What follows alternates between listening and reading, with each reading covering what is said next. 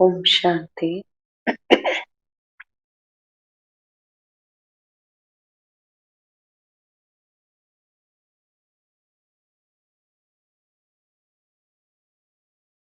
Nineteen 74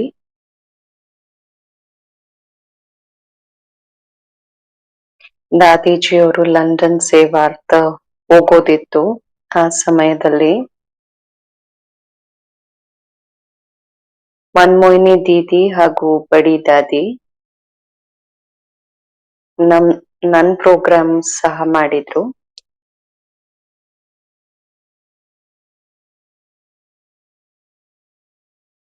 ನಾನು ಸಹ London ಸೇವಾರ್ಥ ಹೋಗ್ಬೇಕು ಅಂತ ಹೇಳಿದ್ರು. ಸೌಭಾಗ್ಯದ ಮಾತಿದಾಗಿತ್ತು. ದಾದಿ ಸ್ವಲ್ಪ ಸಮಯದ ನಂತರ ಲಂಡನ್ ಇಂದ ವಾಪಸ್ ಬರೋರಿದ್ರು. ಆದ್ರೆ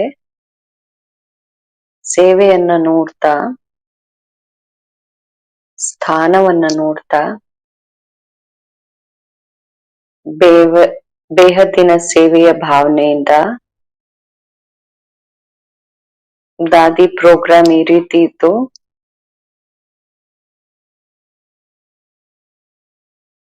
ಅಲ್ಲಿ ಇರುವಂತಹ ಸಮಯ ಹೆಚ್ಚಾಗ್ತಾನೆ ಹೋಯ್ತು. ಅಂದ್ರೆ ಜಾಸ್ತಿ ದಿನ ಇರೋ ಹಾಗಾಯ್ತು. ಅದು ಬಹಳ ಸುಂದರ ಸಮಯ ಆಗಿತ್ತು. ಹಗ್ಲು ರಾತ್ರಿ ದಾದೀಜಿಯವರ ಸಂಘದಲ್ಲಿ ಇರ್ಲಿಕ್ಕೆ.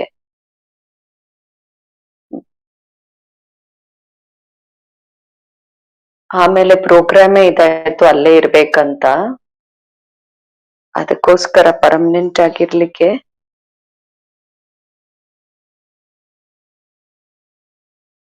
ಅಲ್ಲಿ ಗ್ರೀನ್ ಕಾರ್ಡ್ ತಗೋಬೇಕಾಗಿತ್ತು.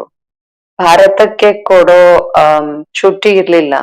ಭಾರತಕ್ಕೆ ಬರ್ಬೇಕಂದ್ರೆ ವಿಸಿಟರ್ ತರ ಬಂದು ವಿದೇಶದಲ್ಲಿ ವಾಪಸ್ ಹೋಗ್ಬೇಕು ಅಂತ. ಯಾಕೆಂದ್ರೆ ಇದು ಕ್ಲಿಯರ್ ಆಗ್ಬಿಡ್ತು ಅಲ್ಲೇ ಇರ್ಬೇಕು ಅಂತ. ದಾದೀಜಿಯವರ ವಿಶೇಷತೆಗಳೇನಿದೆ, ವಿದೇಶಿಯರನ್ನ ಸ್ವದೇಶಿ ಹೇಗ್ ಮಾಡೋದು, ಪರಸ್ಪರ ಸಂಘಟನೆಯಲ್ಲಿ ನಾವು ಹೇಗಿರೋದು, ಆ ಸಮಯದಲ್ಲಿ ಇಪ್ಪಿ ಜಮಾನ ಆಗಿತ್ತು. ಅಂದ್ರೆ ಯೂತ್ ಯಾರಿದ್ರು, ಯಂಗ್ಸ್ಟರ್ಸ್ ಯಾರಿದ್ರು, ಒಳ್ಳೊಳ್ಳೆ ಮನೆತನದವರಾಗಿದ್ರು. ಅವ್ರವ್ರ ಮನೆಗಳನ್ನ ಬಿಟ್ಟು ಒಳ್ಳೊಳ್ಳೆ ಜಾಬ್ಸ್ ಅನ್ನ ರಿಸೈನ್ ಮಾಡ್ಬಿಡೋರು. ಬೇಕಾದಾಗ ಮತ್ತೆ ನೌಕರಿಗೆ ಹೋಗೋಣ ಅಂತ ಒಳ್ಳೊಳ್ಳೆ ಮನೆಗಳಿಂದ ಬಿಟ್ಟು ಬರ್ತಿತ್ತು. ಅವ್ರಿಗೆ ವೈರಾಗ್ಯ ಬಂದಿತ್ತು, ಆದ್ರೆ ದಾರಿ ಗೊತ್ತಿರ್ಲಿಲ್ಲ ಎಲ್ಲಿಗೆ ಹೋಗ್ಬೇಕು ಅಂತ. ಜೀವನದ ಏನು ಲಕ್ಷ್ಯ ಇರ್ಲಿಲ್ಲ, ಆದ್ರೆ ಒಳಗಡೆ ಏನೋ ಹುಡುಕಾಟ ಅಂತೂ ನಡೀತಿತ್ತು. ಇಂಥವ್ರು ಯಾವಾಗ ಬರ್ಲಿಕ್ಕೆ ಶುರು ಮಾಡಿದ್ರು, ಅವರಿಗೆ ಹುಡುಕಾಟ ಇದೆ, ಆದ್ರೆ ಅವ್ರಿಗೆ ಕ್ಲಾರಿಟಿ ಇಲ್ಲ. ದಾದೀಜಿ ಅವರು ಹೇಗೆ ಯಾರಾದ್ರೂ ಅಲಿತಾ ಇರ್ತಾರೆ ಮನೆಯಿಂದ, ಅಥವಾ ಅವ್ರಿಗೆ ದಾರಿ ತೋರ್ಸಲ್ಲ, ಅವ್ರಿಗೆ ಒಂದ್ ನೆಲೆ ಸಿಕ್ಬಿಟ್ರೆ ಅವ್ರಿಗೆ ಅನ್ಸುತ್ತಲ್ಲ ತಮ್ಮ ಸ್ಥಾನಕ್ ಬಂದಿದ್ದಾರೆ ಅಂತ. ಸೊ ಒಂದು ಆತ್ಮೀಯತೆಯ ಆಕರ್ಷಣೆ ದಾದಿ ಅವರು ಅಲ್ಲಿ ಕ್ರಿಯೇಟ್ ಮಾಡಿದ್ರು. ಯೋಗ ಪ್ರತಿನಿತ್ಯ ಸಂಜೆ ಮಾಡ್ತಿದ್ವಿ ಅಲ್ಲಿ. ದಾದಿ ಖುದ್ ಇಂಟ್ರೆಸ್ಟ್ ತಗೊಳ್ತಿದ್ರು ಅದ್ರಲ್ಲಿ. ಯಾರೆಲ್ಲ ಬರೋ ಅಂಥವ್ರು ಫಸ್ಟ್ ನಾವ್ ಯಾರು ಇರೋರ್ ಜೊತೆಯಲ್ಲಿ, ನನ್ ಜೊತೆ ಜಯಂತಿ ಬೆನ್ ಇದ್ರು, ದಾದಿಜಿ ಇದ್ರು, ನಾವ್ ಜನ ಅಂತೂ ಪರ್ಮನೆಂಟ್ ಇದ್ವಿ. ಬಾಕಿಯವರೆಲ್ಲ ಬರೋರು ಹೋಗೋರು ಆ ತರ ಇದ್ರು. ಆಮೇಲೆ ನಿಧಾನಕ್ಕೆ ಕುಮಾರಿಗಳ ಕ್ಲಾಸ್ ಶುರು ಮಾಡಿದ್ರು. ಹೆಚ್ಚಾಗ್ತಾ ಹೋದ್ರು, ವೃದ್ಧಿ ಆಗ್ತಾ ಹೋಯ್ತು. ವಿಶೇಷ ಜಯಂತಿ ಬೆನ್ ಅವರ ತಂದೆ ತಾಯಿ ಅಲ್ಲಿದ್ರು. ಅವರು ಹಗ್ಲಲ್ಲಿ ಬರ್ತಿದ್ರು. ದಾದೀಜಿ ಅವ್ರದ್ದು ನ್ಯಾಚುರಲ್ ಸಂಸ್ಕಾರ, ನಮ್ಮಲ್ಲೂ ಆ ಸಂಸ್ಕಾರ ತುಂಬಿದ್ರು. ಪಾಲನೆಯ ಸಂಸ್ಕಾರ, ಆತ್ಮೀಯತೆಯ ಸ್ನೇಹದಿಂದ ಹೇಗೆ ಆತ್ಮಗಳನ್ನ ಬಾಬಾ ಅವ್ರ ಜೊತೆ ಸಂಬಂಧವನ್ನ ಜೋಡ್ಸೋದು. ಸೊ ಬೆಳಗಿನ ಕ್ಲಾಸು, ಆಮೇಲೆ 11 ಗಂಟೆಗೆ ಮಧುಬಂದಿಂದ ಏನ್ ನೋಟ್ಸ್ ಬರ್ತಿತ್ತು, ಯಾರೆಲ್ಲ ಬೆಳಗ್ಗೆ ಬರಕ್ಕಾಗಲ್ಲ, ಯಾರೆಲ್ಲ ಕನೆಕ್ಷನ್ ಅಲ್ಲಿ ಬರ್ತಾ ಹೋದ್ರು, 15-20 ಜನ ಅಣ್ಣಂದ್ರಕ್ಕಂದಿದ್ರು. ದಾದೀಜಿ ಅವರು ಪ್ರತಿನಿತ್ಯ ಮಧುಬನಿಂದ ಏನ್ ಪೋಸ್ಟ್ ಬರ್ತಾ ಇತ್ತು ಅದನ್ನ ಓದಿ ಎಲ್ಲರಿಗೆ ತಿಳಿಸ್ತಿದ್ರು. ಆ 11 ಗಂಟೆ ಕ್ಲಾಸ್ ಅಂದ್ರೆ ನಾವು ಮನೆಯವರೇ 5-6 ಜನ ಯಾರ ಹತ್ರದಲ್ಲಿದ್ರು ಬರ್ಲಿಕ್ ಸಾಧ್ಯ ಆಗ್ತಿತ್ತು ಅವ್ರ ಜೊತೆ ದಾದಿಯವ್ರು ಕೂತ್ಕೊಳ್ತಿದ್ರು. ಸೊ ದಾದಿಗೆ ಏನಿತ್ತು, ಒಂದ್ ಸಂಘಟನೆ ರೂಪುಗೊಳಿಸ್ಬೇಕಲ್ಲಿ. ಜ್ಞಾನ ಯೋಗದ ಇಂಟ್ರೆಸ್ಟ್ ಇರ್ಬೇಕು, ಮಧುಬನ್ ಜೊತೆ ಕನೆಕ್ಷನ್ ಇರ್ಬೇಕು, ರೂಢಿ ಹಾನ್ ಮಾಡ್ತಿರ್ಬೇಕು. ಸೊ ದಾದೀಜಿ ಅಲ್ಲಿರ್ತಾ ಈ ರೀತಿನೇ ಅನುಭವ ಮಾಡಿಸಿದ್ರು. ನಾವು ಪ್ರತಿನಿತ್ಯದ ಅಲ್ಲಿ ನ್ಯೂಸ್ ಅನ್ನ ಕೇಳಿಸ್ಕೊಂತಿದೀವಿ, ನ್ಯೂಸ್ ಕಳಿಸ್ತಿದೀವಿ ಮಧುಬನ್ದಿಂದ ಅಂತ. ಈ ರೀತಿ ಅನುಭವ ಅನ್ಲಿಲ್ಲ. 4-5 ವರ್ಷ ನಾವ್ ಬಂದಿಲ್ಲ ಮಧುಬನಕ್ಕೆ ಅಂತ ಅನ್ಸಕ್ಕೆ ಬಿಟ್ಟಿಲ್ಲ. ಯಾವಾಗ ವಿದೇಶಿಯರು ಬರ್ಲಿಕ್ಕೆ ಶುರು ಮಾಡಿದ್ರು, ನಾವ್ ಕೋರ್ಸ್ ಮಾಡಿಸ್ತಿದ್ವಿ, ಜಯಂತಿ ಬೆನ್ ಮತ್ತೆ ನಾನು. ಮತ್ತೆ ದಾದೀಜಿ ಜೊತೆಯಲ್ಲಿ ಕೋರ್ಸ್ ಆದ್ಮೇಲೆ ಅವ್ರ ಜೊತೆ ಕುತ್ಕೊಳ್ತಿದ್ರು. ಕೋರ್ಸ್ ನಾವ್ ಮಾಡಿದ್ರು ಅಂತ ಹೇಳಿ ಅವ್ರು ಬಿಟ್ಟು ಹೋಗ್ತಿರ್ಲಿಲ್ಲ. ದಾದಿಗೆ ಅನ್ಸ್ತಿತ್ತು ಆತ್ಮೀಯತೆ ಪಾಲನೆ ಅವ್ರಿಗೆ ಸಿಗ್ಬೇಕು. ಹೇಗೆ ಜ್ಞಾನ ಕೊಟ್ವಿ, ನಾಲೆಜ್ ಮೈಟ್ ಹೆಂಗಿರುತ್ತೆ, ಅದ್ರ ಆಳದಲ್ಲಿ ಹೆಂಗ್ ಹೋಗೋದು. ಈಗ ನಾವು ಅದನ್ನ ವರ್ಕ್ಶಾಪ್ ಅಂತ ಹೇಳ್ತೀವಿ ಅಥವಾ ಸೆಮಿನಾರ್ ಅಂತ ಹೇಳ್ತೀವಿ. ಅದು ದಾದಿ ಸಣ್ಣದು 5-6 ಜನ ಬರ್ತಾರೆ ಅಂತ ಹೇಳಿದ್ರೆ ಒಳ್ಳೊಳ್ಳೆ ಟಾಪಿಕ್ಕಿನ ಮೇಲೆ ಬಾಬಾ ಅವ್ರದ್ದು ಮೇನ್ ಮುರಳಿ ಏನಿರ್ತಿತ್ತು ಅದ್ರ ಮೇಲೆ ಕ್ವಶನ್ ಆನ್ಸರ್ ಮಾಡಿಸ್ತಿದ್ರು ದಾದಿ. ತಿಳ್ಕೊಳ್ಳಿ, ಸೋಲ್ ಕಾನ್ಶಿಯಸ್, ಬಾಡಿ ಕಾನ್ಶಿಯಸ್ ಬಗ್ಗೆ ಇರತ್ತೆ. ಕೇವಲ ಪಾಯಿಂಟ್ಸ್ ಬರೆಯೋದಲ್ಲ, ದಾದೀಜಿ ಪ್ರಾಕ್ಟಿಕಲ್ ಅಲ್ಲಿ ಅದರ ಅಭ್ಯಾಸ ಹೆಂಗ್ ಮಾಡೋದು. ದಾದೀಜಿ ಫೌಂಡೇಶನ್ ಅಲ್ಲೇ ಯಾರೆಲ್ಲ ಬರ್ತಿದ್ರು ಅವ್ರಿಗೆ 4 ಮಾತುಗಳನ್ನ ಕಲ್ಸ್ಕೊಡ್ತಿದ್ರು. ಬಹಳಷ್ಟು ಜನ ಜಾಬ್ ಬಿಟ್ಟು ಬಂದಿದ್ರು, ಅವ್ರ ಹತ್ರ ಟೈಮ್ ಇರ್ತಿತ್ತು ಸ್ಟಾರ್ಟಿಂಗ್ ಅಲ್ಲಿ ಬಂದವ್ರು ಖಾಸಾಗಿ. ಸೊ ದಾದಿ ಹೇಳ್ತಿದ್ರು, ಖಾಲಿ ಮೈಂಡು ಶೈತಾನ್ ಅಡ್ಡ ಆಗಿರುತ್ತೆ. ಫ್ರೀ ಇದೀರಾ ನೀವು, ದುಡ್ಡು ಬ್ಯಾಂಕ್ ಅಲ್ಲಿ ಇರ್ಬೋದು, ಆದ್ರೆ ನೀವು ಹೋದ್ರುನು ಸೇವೆಯ ವಿಚಾರದಲ್ಲೇ ಹೋಗ್ತೀರಾ. ಪಾರ್ಟ್ ಟೈಮ್ ಜಾಬ್ ತಗೊಳಂಗಿದ್ರೆ ತಗೊಳ್ಳಿ ಅಂತ ಹೇಳ್ತಿದ್ರು, ಪಾರ್ಟ್ ಟೈಮ್ ಜಾಬ್ ಮಾಡಿ ಅಂತ. ಎರಡನೇದು ಅವ್ರು ಕಲ್ಸ್ತಿದ್ರು, ನಿಮ್ ಮನೆಯಲ್ಲಿ ರೂಮ್ ಅಲ್ಲಿ ಒಂದು ಬಾಬಾ ಅವ್ರ ರೂಮ್ ಮಾಡಿ ಅಥವಾ ಬಾಬಾ ಅವ್ರ ಕಾರ್ನರ್ ಮಾಡಿ. ನಿಮ್ ಮನೆ ವಾತಾವರಣ ಈ ರೀತಿ ಇರ್ಬೇಕು. ನೀವು ಬಾಬಾ ಅವ್ರ ರೂಮ್ ಅಲ್ಲಿ ಕೂತಿದ್ದೀರಾ, ನಿಮ್ಮ ಆಫೀಸ್ ಅಲ್ಲೇ ಇರ್ಬೋದು, ಒಂದೇ ರೂಮ್ ಅಲ್ಲಿ ಅಲ್ಲೇ ಇರೋದು ಇರ್ಬೋದು.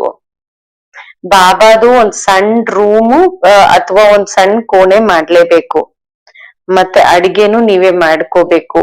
ಸೊ ಇದು basic training, basic foundation. Dadi Amrit ವೇಳೆ ಯೋಗದ್ದು ಎಲ್ಲರನ್ನು ಕರೆದು ಬಿಡ್ತಿದ್ರು ಸೆಂಟರ್ ಅಲ್ಲಿ, ಜೊತೆಯಲ್ಲಿ ಯೋಗ ಮಾಡ್ಬೇಕು ಅಂತ.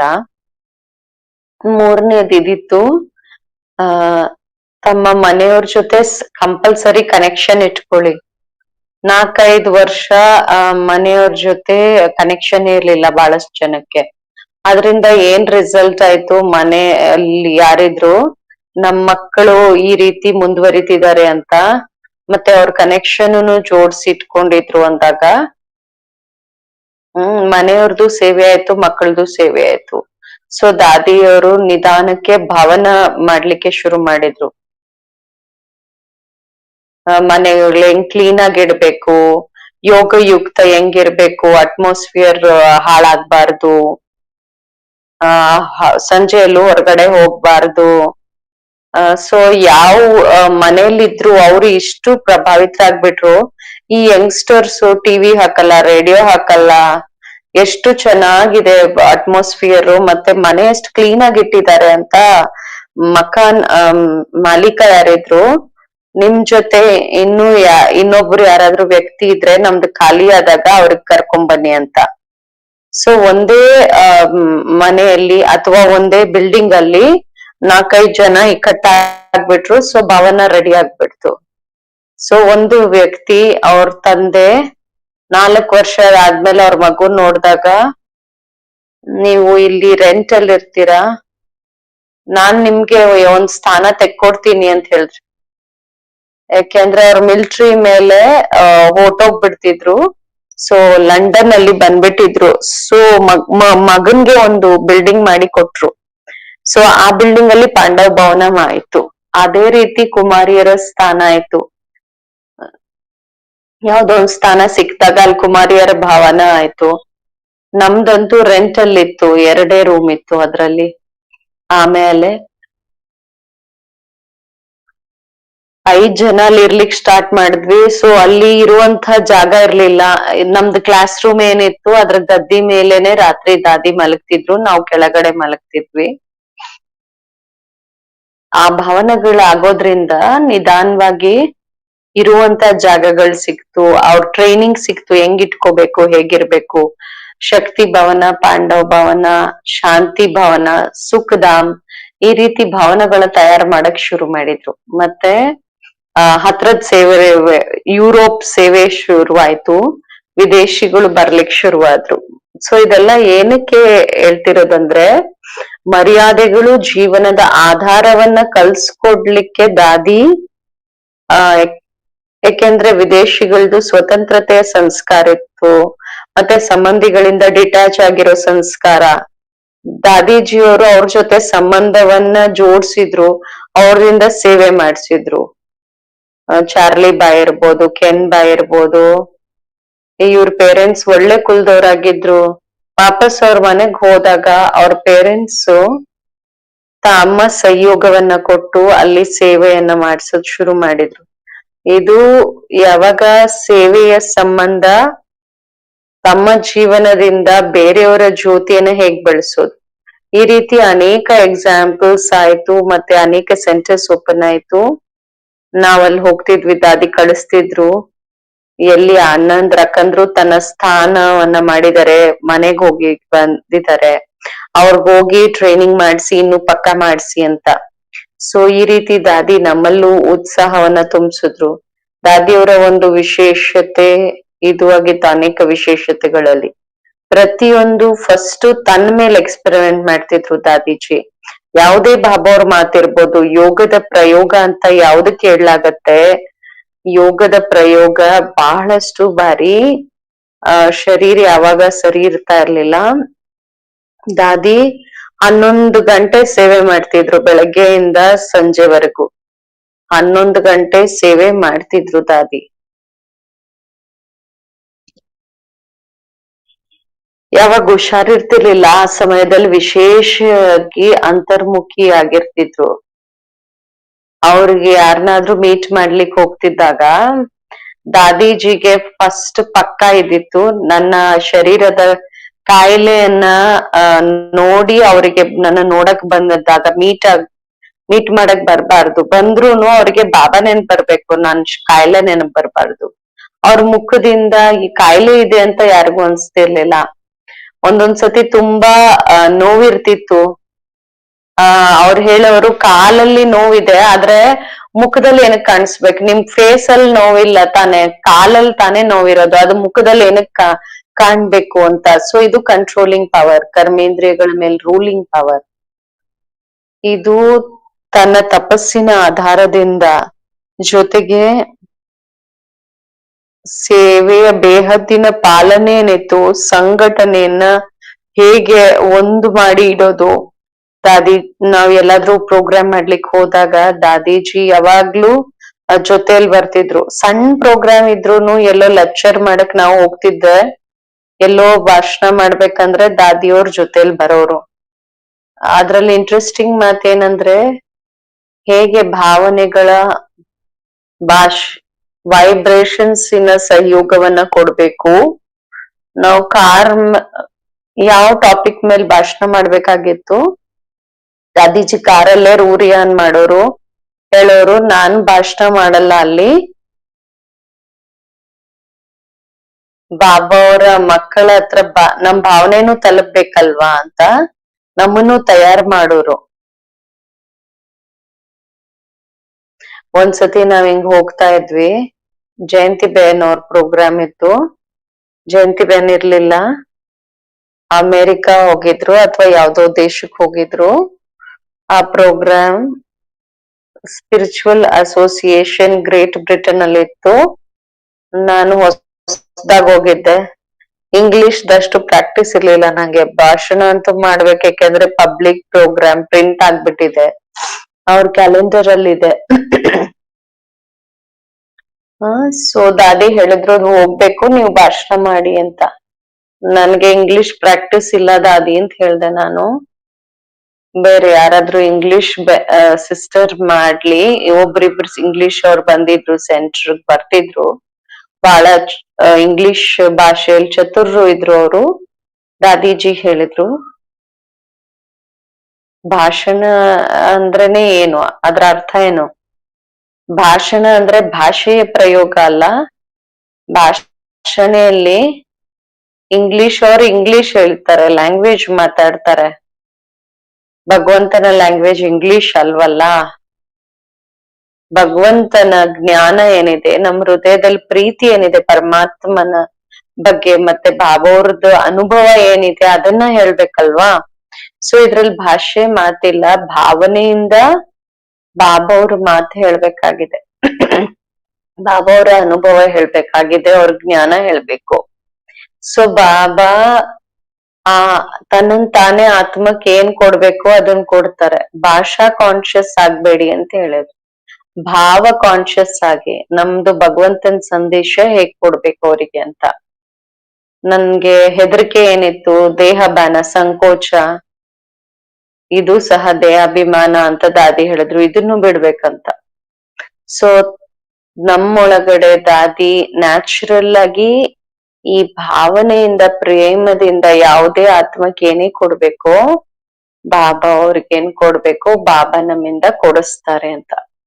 ಸೊ ಭಾಷಣ ಮಾಡಿದಾಗ ಅದ್ರ ರಿಸಲ್ಟ್ ಅಲ್ಲಿ ಒಳ್ಳೊಳ್ಳೆ ಪ್ರೋಗ್ರಾಮ್ಸ್ ಅದ್ರ ಆಧಾರದ ಮೇಲೆ ಸಿಕ್ತು. ಸೊ ಖುದ್ದು ಹೇಗೆ ಲಕ್ಷ್ಯ ಪಕ್ಕ ಕಾನ್ಫಿಡೆನ್ಸ್ ಇತ್ತು, ಆ ಹಂಗೆ ಅದ್ರ ಆಧಾರದ ಮೇಲೆ ದಾದಿ ಭಾಷೆಯ ಹೆದರಿಕೆಯನ್ನು ದೂರ ಮಾಡಿಸಿದ್ರು. ಓಂ ಶಾಂತಿ.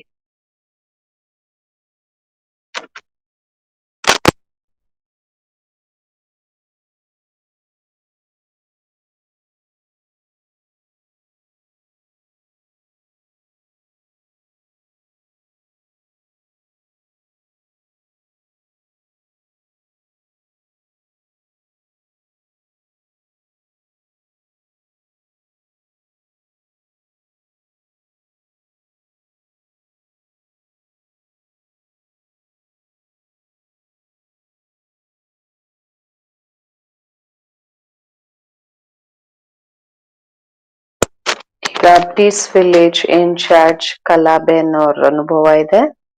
ಅವರು ಮೂಲತಃ ಡಾಕ್ಟರು, ಬಟ್ ಮೆಡಿಕಲ್ ಪ್ರಾಕ್ಟೀಸ್ ಅನ್ನ ಬಿಟ್ಟು ಸಮರ್ಪಿತ ರೂಪದಲ್ಲಿ ನ್ಯೂಯಾರ್ಕಿನ ಪೀಸ್ ವಿಲೇಜ್ ಅನ್ನ ನೋಡ್ಕೊಳ್ತಾರೆ. ಆ ಪೀಸ್ ವಿಲೇಜ್ ಎಲ್ಲರಿಗೂ ಮಿನಿ ಮಧುಬನನ್ನ ನೆನಪು ತರಿಸುವಂತಹ ಒಂದು ಸ್ಥಾನ ಆಗಿದೆ ನ್ಯೂಯಾರ್ಕ್ ಅಲ್ಲಿ. ಬಹಳ ದೊಡ್ಡ ಜಾಗ.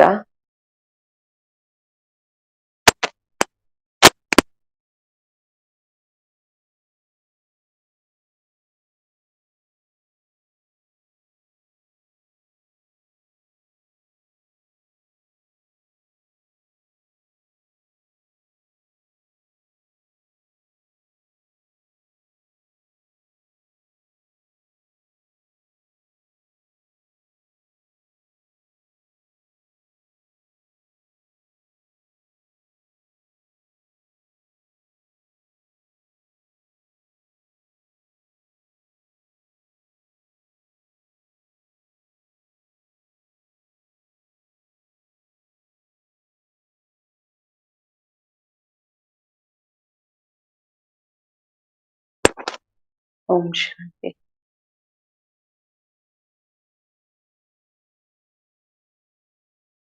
ಇವತ್ತಿನ ದಿನ,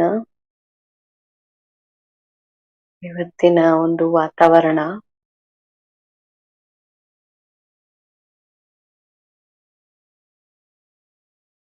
ನಮ್ಮ ಅತಿ ಅತಿ ಮಧುರ ದಾದಿಯವರ ನೆನಪು ನೆನಪಿಂದು ಅಂತ ಹೇಳಿ ಅಥವಾ ಅನುಭವಗಳದು ಅಂತ ಹೇಳಿ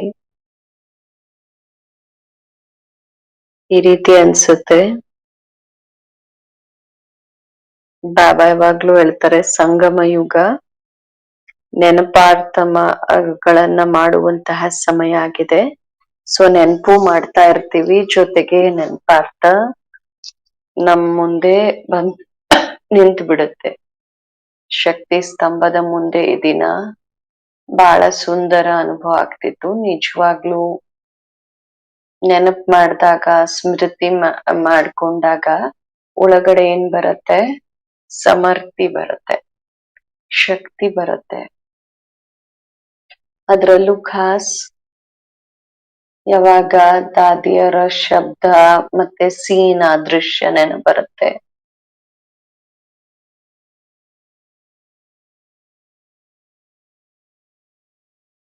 ದಾದಿ ಇಡೀ ಜೀವನದಲ್ಲಿ ಒಂದು ಶಬ್ದನೂ ಇಂಥದ್ದು ಹೇಳಿರ್ಲಿಕ್ಕಿಲ್ಲ. ಯಾವುದು ಶಕ್ತಿ ಸ್ವರೂಪದಲ್ಲಿ ಆ ಸ್ಥಿತಿಯಲ್ಲಿ ಇರ್ತಾ ಹೇಳಿಲ್ಲ ಅನ್ನೋದು ಒಂದ್ ಶಬ್ದನೂ ಇರ್ಲಿಲ್ಲ.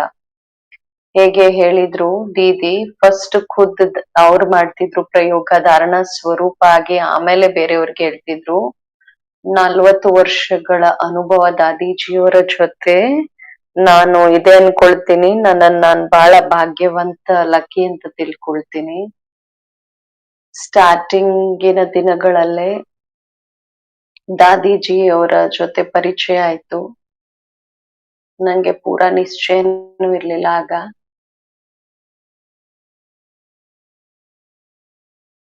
ಜ್ಞಾನ ಚೆನ್ನಾಗಿದೆ ಅನ್ಸ್ತಿತ್ತು, ಬರ್ತಾ ಹೋಗ್ತಾ ಇದ್ದೆ. ಆದ್ರೆ ಫೌಂಡೇಶನ್ ಏನ್ ಪಕ್ಕಾ ಆಗ್ಬೇಕಾಗಿತ್ತು ಅದಿನ್ನೂ ಆಗಿರ್ಲಿಲ್ಲ. ಸೊ ಫಸ್ಟ್ ಟೈಮ್ ನನ್ ನೆನ್ಪಿದೆ, ದಾದಿ ಯಾವಾಗ ನ್ಯೂಯಾರ್ಕ್ ಬಂದಿದ್ರು, ಎಲ್ಲಿ ನಾನು ಜ್ಞಾನ ತಗೊಂಡಿದ್ದೆ. ಅಲ್ಲಿ ಆ ದಿನಗಳಲ್ಲಿ ನಮ್ದು ಬಹಳ ಸಣ್ಣ ಗ್ರೂಪ್ ಇತ್ತು. ಪರ್ಸನಲ್ ಮೂಲಗೋಸ್ಕರ ದಾದಿಯವ್ರ ಜೊತೆ ಕೂಡ್ಸಿದ್ರು. ದಾದಿಯವರು ಅನೇಕ ಪ್ರಶ್ನೆಗಳನ್ನ ಕೇಳಿದ್ರು, ವ್ಯಕ್ತಿಗತ ಪ್ರಶ್ನೆಗಳು. ಆಗ ನನ್ಗನ್ಸಿದ್ರು, ದಾದಿ ಏನಕ್ ಕೇಳ್ತಿದಾರೆ, ಎಲ್ಲಿ ಇರ್ತೀರಾ, ಹತ್ರ ಯಾಕಿರಲ್ಲ, ಅದ್ಯಾಕ್ ಮಾಡಲ್ಲ, ಇದ್ಯಾಕ್ ಮಾಡಲ್ಲ ಅಂತ. ಸೊ ಫಸ್ಟ್ ದೃಷ್ಟಿಯಿಂದನೇ ದಾದಿದ್ ಸದಾ ಇರತ್ತೆ, ಯಾವುದೇ ಆತ್ಮದ್ದು ಗುರ್ತಿಸ್ಬಿಡ್ತಿದ್ರು ಅವರು. ಅವ್ರನ್ನ ಮುಂದುವರ್ಸೋದು, ಆಮೇಲೆ ಅವರಿಗೆ ಧೈರ್ಯ ತುಂಬಿಸೋದು, ಈ ರೀತಿ ಸ್ಟಾರ್ಟ್ ಮಾಡ್ತಾ ಮಾಡ್ತಾ ಅನೇಕ ವರ್ಷಗಳು ನಾನ್ ಅನ್ಕೊಳ್ತೀನಿ. ದಾದಿಯವರು 1 ವರ್ಷನೂ ಈ ರೀತಿ ಇರ್ಲಿಲ್ಲ, ಅಮೆರಿಕ ನ್ಯೂಯಾರ್ಕ್ ಬರ್ಲಿಲ್ಲ ಅಂತ. ಸೊ ಅನೇಕ ವರ್ಷಗಳು ಎರಡೆರಡು ಸತಿನೂ ಬಂದಿದ್ದಾರೆ ದಾದಿ. ಅಷ್ಟು ದಾದಿಗೆ ಇಷ್ಟ ಆಗ್ತಿತ್ತು. ಲಾಸ್ಟ್ ಅಲ್ಲೂ ಸಹ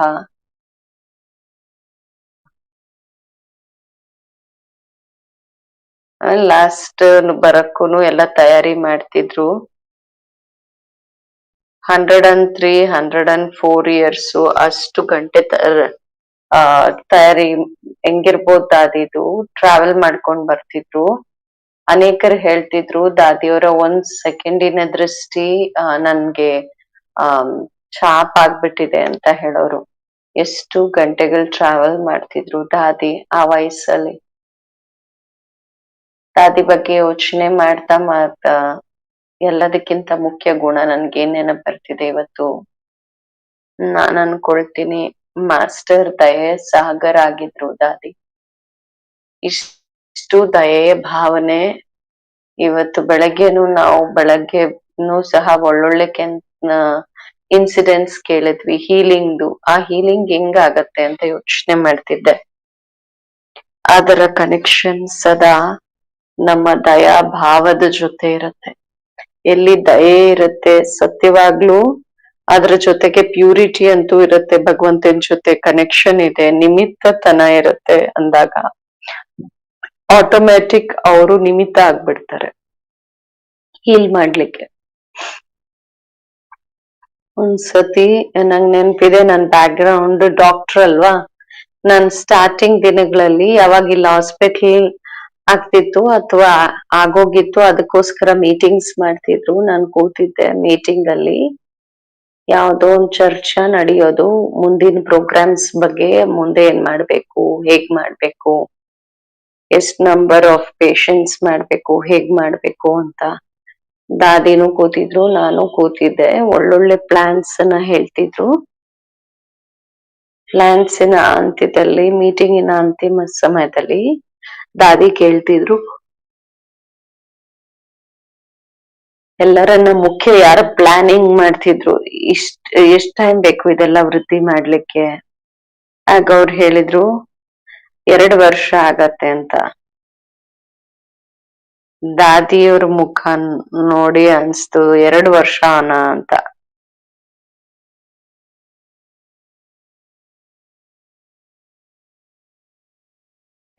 ಜನಗಳು ಇಷ್ಟು ದುಃಖಿ ಆಗಿದ್ದಾರೆ, ನೋವಲ್ಲಿದ್ದಾರೆ, ಪೇನ್ ಅಲ್ಲಿದ್ದಾರೆ. 2 ವರ್ಷಗಳಲ್ಲಿ ಏನೆಲ್ಲ ಮಾಡ್ಬೋದು, ಅದ್ರಿಂದ ಜಲ್ದಿ ಮಾಡಿ ಜಲ್ದಿ ಮಾಡಿ. ದಾದಿಗ್ ಫಸ್ಟ್ ಇಂದನೂ ಇದಿತ್ತು, ಜಲ್ದಿ ಮಾಡಿ ಅಂತ. ಸೊ ಈ ದಯೆ ಭಾವ ಜಲ್ದಿ ಮಿಕ್ಸ್ ಆಗ್ಬಿಟ್ರೆ ಆಗ ಕಮಾಲ್ ಮಾಡ್ಬೋದು. ಈ ದಿನ ನಾವು ನೋಡ್ತಿದೀವಿ ಹೇಗೆ ಹಾಸ್ಪಿಟಲ್ದ್ ಇರ್ಬೋದು, ಹೆಲ್ತ್ ಕೇರ್ದ್ ಇರ್ಬೋದು, ಜಾನಕಿ ಫೌಂಡೇಶನ್ ಇರ್ಬೋದು, ಅದ್ರಿಂದ ಎಷ್ಟೆಲ್ಲ ಜನಗಳಿಗೆ ಪ್ರೇರಣೆ ಸಿಗ್ತಿದೆ. ಮತ್ತೆ ಯಾರ್ ಪೇಷಂಟ್ ಆಗಿದ್ದಾರೆ, ಯಾರಿಗ್ ಕಾಯಿಲೆ ಇದೆ ಅವ್ರಿಗಂತೂ ಇದೆ. ಆದ್ರೆ ಯಾರ್ ಕಾಯಿಲೆ ಅವ್ರನ್ನ ನೋಡ್ಕೊಳ್ತಾರೆ, ಕಾಯಿಲೆ ಪೇಷಂಟ್ಸ್ ನ ಅವ್ರನ್ನ ಯಾರು ನೋಡ್ಕೊಳ್ತಾರೆ ಅಂತ ದಾದಿ ಯಾವಾಗ್ಲೂ ಹೇಳೋರು. ಕೇರ್ ಫಾರ್ ದ ಕೇರ್ ಗಿವರ್ ಅಂತ ಹೇಳ್ತಾರಲ್ಲ, ಎಲ್ಲರೂ ಕಾಯಿಲೆ ಪೇಷಂಟ್ ನ ನೋಡ್ಕೊಳ್ತಾರೆ. ಆದ್ರೆ ಈಗಿನ ಕಾಲದಲ್ಲಿ ಇದು ಹೇಳ್ತಾರೆ, ಯಾರು ಪೇಷಂಟ್ ನ ನೋಡ್ಕೊಳ್ತಾರೆ ಅವರು ಬರ್ನ್ ಔಟ್ ಅಲ್ಲಿದ್ದಾರೆ. ಪೇಷಂಟ್ಸ್ ನ ನೋಡ್ಕೊಳ್ಳೋರು ಡಾಕ್ಟರ್ಸ್ ಇರ್ಬೋದು, ನರ್ಸಸ್ ಇರ್ಬೋದು, ಇನ್ಯಾರ ಅವ್ರ ಪ್ರೊಫೆಷನ್ನೇ ಪಾಪ ನೋಡ್ಕೊಳ್ಳೋದು. ಕಂಪ್ಯಾಷನ್ ಇರ್ಬೇಕು ಅಂತ ಹೇಳ್ತಾರೆ, ಆದ್ರೆ ಅದ್ರಿಂದನೂ ಸುಸ್ತಾಗ್ಬಿಡ್ತಾರೆ. ಏಕೆಂದ್ರೆ ಮೇಲೆ ಮೇಲೆ ಕಂಪ್ಯಾಷನ್ ಇರುತ್ತೆ, ದಯಾಭಾವ ಇರುತ್ತೆ. ಸತ್ಯವಾಗಿ ಆತ್ಮಿಕ ಭಾವದ ಕಂಪ್ಯಾಷನ್ ಏನಿರ್ಬೇಕು, ಯಾವ್ದ್ರಿಂದ ಶಕ್ತಿ ಬರತ್ತೆ, ಅದಿರಲ್ಲ. ಸೊ ದಾದಿ ಯಾವಾಗ್ಲೂ ಹೇಳೋರು, ನಾವೇ ಬಾಬಾವ್ರ ಮಕ್ಕಳಿದೀವಿ, ಯಾರು ಕೇವಲ ಕೇರ್ ಮಾಡೋರಲ್ಲ, ಆದ್ರೆ ಕೇರ್ ಮಾಡೋರ್ಗೂ ನಾವು ಕೇರ್ ಮಾಡ್ಬೋದು ಅಂತ. ಅಂದ್ರೆ ಅವ್ರನ್ನ ನೋಡ್ಕೋಬಹುದು ಅಂತ, ಸಂಭಾಲನೆ ಮಾಡ್ಬೋದು. ಸೊ ಕೇರ್ ಮಾಡುವಂತವ್ರ ಸೇವೆಗಳನ್ನ ಬಹಳಷ್ಟು ಮುಂದುವರ್ಸಿದ್ದಾರೆ. ಮತ್ತೆ ಬೆಳಗ್ಗೆಯಿಂದ ನನ್ಗೆ ಈ ಮಾತು ಹೇಳ್ತಾ ಇದ್ರು. ಈಗ್ಲೂನು ಸುದೇಶ್ ದಿದಿ ಹೇಳ್ತಿದ್ರು ದಾದಿಗೆ ಸಂಘಟನೆ ಎಷ್ಟು ಚೆನ್ನಾಗ್ ಅನ್ಸ್ತಿತ್ತು ಅಂತ. ದಾದಿ ಎಲ್ಲಿಂದಾದ್ರೂ ಎಲ್ಲಾರ್ನು ಹಿಡ್ಕೊಂಡ್ ಬಂದ್ ಕೂರ್ಸ್ಬಿಡ್ತಿದ್ರು, ಯಾವ್ದೇ ಒಂದು ಕಾರಣದಿಂದ ಸಂಘಟನೆಯಲ್ಲಿ ಕರೆತ್ ಬಿಡ್ತಿದ್ರು ದಾದಿಯವರು. ಆ ಅಲ್ಲಿಂದ ಇಲ್ಲಿಗ್ ಬರ್ಲಿಕ್ಕೆ ಗುಲ್ಜಾರ್ ದಾದಿದು ಮತ್ತೆ ಸ್ಮೃತಿ ದಿನದ್ದು ಇದ್ದೇ ಇತ್ತು. ಆದ್ರೆ ನನ್ನನ್ನ ಇಲ್ಲಿ ಎಳ್ಕೊಂಡ್ ಬಂದಿದ್ದು ದಾದಿ ಕಮ್ರ ಅದು ನನ್ಗೆ ಸೆಳೆತಾ ಇತ್ತು. ದಾದಿ ಇಷ್ಟ್ರಲ್ಲಿ ಎಲ್ಲರೂ ಬರಕ್ಕಾಗಲ್ಲ ಅಂದ್ರೆ ಎಲ್ಲಾರ್ನು ಕರೆದು ಬಿಡೋರು, ಎಲ್ಲ ಪ್ಯಾಕ್ ಮಾಡ್ಬಿಡ್ತಿದ್ರು ಅವ್ರ ಕಮ್ರ ಅಲ್ಲಿ. ಎಲ್ಲರೂ ಬಂದ್ ಕುತ್ಕೊಂಡ್ಬಿಡ್ತಿದ್ರು, ಫುಲ್ ಆಗ್ಬಿಡ್ತಿತ್ತು. ಆದ್ರೆ ದಾದಿದು ಒಂದು ಸ್ಪೆಷಾಲಿಟಿ ಇತ್ತು, ಸಂಘಟನೆಯನ್ನ ಯಾವಾಗ್ಲೂ ಒಂದು ಮಾಡಿ ಇಡೋದು, ಮೀಟಿಂಗ್ ಮಾಡಿ ಸ್ನೇಹ ಮಿಲನ ಮಾಡೋದು, ಇದೆಲ್ಲ ಮಾಡೋದು. ಆದ್ರೆ ಕಂಟಿನ್ಯೂಸ್ ಸಂಘಟನೆಯ ಫೀಲಿಂಗ್ ಅನ್ನ, ಸ್ನೇಹವನ್ನ ಸದಾ ಒಂದ್ ಮಾಡಿ ಇಡುವಂಥದ್ದು ಸ್ಪೆಷಾಲಿಟಿ ಆಗಿತ್ತು ದಾದಿ. ನಾನ್ ಕೇಳ್ತಿದ್ದೆ, ದಾದಿ ನೀವು ಸದಾ ಜನಗರ ಜೊತೆ ಇರ್ತೀರಾ, ಆದ್ರೆ ನೀವ್ ಟೈಮ್ ನಿಮ್ ಕೊಡಲ್ಲ ಅಂದ್ರೆ ಹೇಗ್ ಮಾಡ್ತೀರಾ ಅಂತ. ದಾದಿ ಸದಾ ಜವಾಬ್ ಕೊಡ್ತಿದ್ರು, ವ್ಯಕ್ತಿಗತ ಯಾರ ಜೊತೆ ಆದ್ರೂನು ಇರ್ಬೋದು, ಸಂಘಟನೆಯಲ್ಲಿ ಇರ್ಬೋದು, ಮೀಟಿಂಗ್ ಅಲ್ಲಿ ಇರ್ಬೋದು, ಆದ್ರೆ ನಾನ್ ಫಸ್ಟ್ ನನಗೋಸ್ಕರ ಟೈಮ್ ಕೊಡ್ತೀನಿ. ನೀವು ನೋಡಿರ್ಬೋದು ಅನೇಕ ಬಾರು ದಾದಿ ಮಧ್ಯ ಮಧ್ಯದಲ್ಲಿ ಶಾಂತಿ 1 ಸೆಕೆಂಡ್ ಇರ್ಬೋದು, 5 ಸೆಕೆಂಡ್ ಇರ್ಬೋದು, ಶಾಂತವಾಗಿ ಬಿಡ್ತಿದ್ರು. ಅದ್ರೊಳಗಡೆ ದಾದಿ ತಾನ್ ಟೈಮ್ ಕೊಡ್ತಿದ್ರು. ಬಾಬಾ ಅವ್ರನ್ನ ಸಮ್ಮುಖದಲ್ಲಿ ತಂದು ಸೈಲೆನ್ಸ್ ಅಲ್ಲಿ ಹೋಗ್ತಿದ್ರು. ಏನಾದ್ರೂ ಒಂದು ಒಳ್ಳೆ ಮಾತುಗಳನ್ನ ಇಮರ್ಜ್ ಮಾಡ್ತಿದ್ರು. ಎಷ್ಟು ಒಳಗಿನ ಪುರುಷಾರ್ಥ ನಡೆಯುತ್ತಿತ್ತು, ಅಷ್ಟು ಹೊರಗಡೆ ವಾತಾವರಣವನ್ನ ಆ ರೀತಿ ರೂಪಿಸೋ ಸ್ಪೆಷಾಲಿಟಿ ದಾದಿಯಲ್ಲಿತ್ತು. ದಾದಿ ಯಾವ್ದೇ ರೂಮಲ್ಲಿ ಬರ್ತಾರೆ ಅಂದ್ರೆ ಇಡೀ ಸಭೆಯನ್ನ ನೋಡೋದು, ಚೇರ್ಸ್ ನೋಡ್ತಾ ಇದ್ರು, ಅದ್ ಸೀಟಿಂಗ್ ಅರೇಂಜ್ಮೆಂಟ್ ನೋಡೋರು, ಎಲ್ಲರೂ ನೋಡ್ಬೋದಾ, ನಾನ್ ಅವ್ರನ್ನ ನೋಡ್ಬೋದಾ, ಅವ್ರ ನನ್ನನ್ ನೋಡ್ಬೋದಾ, ಸೊ ಎಲ್ಲಿಂದಾದ್ರೂ ಎಬ್ಸಿ ಇನ್ನೆಲ್ಲೋ ಕೂರ್ಸೋರು. ಲಾಸ್ಟ್ ಸೀಟ್ ಅಲ್ಲಿ ಇರೋ ಅಂಥವ್ರು ನೀವ್ ಇಲ್ಲಿಂದ ಬಂದು ಹೇಳಕ್ ನಾವ್ ಇರ್ತಾ ಇರ್ಲಿಲ್ಲ. ಆದ್ರೆ ದಾದಿ ಯಾರ್ ಬೇಕಾದ್ರೂ ಹಿಂದೆ ಇರೋರ್ನ ಮುಂದೆ ಕೂರ್ಸೋರು. ನಾನು ಒಂದ್ಸತಿ ಟ್ರಾವೆಲ್ ಮಾಡ್ತಿದ್ದೆ ದಾದಿ ಜೊತೆ ಒಂದ್ಸತಿ ಕ್ಯಾನಡಾ. ನಾವು ಕ್ರೂಸ್ ಶಿಪ್ ಅಲ್ಲಿ ಹೋಗ್ತಿದ್ವಿ.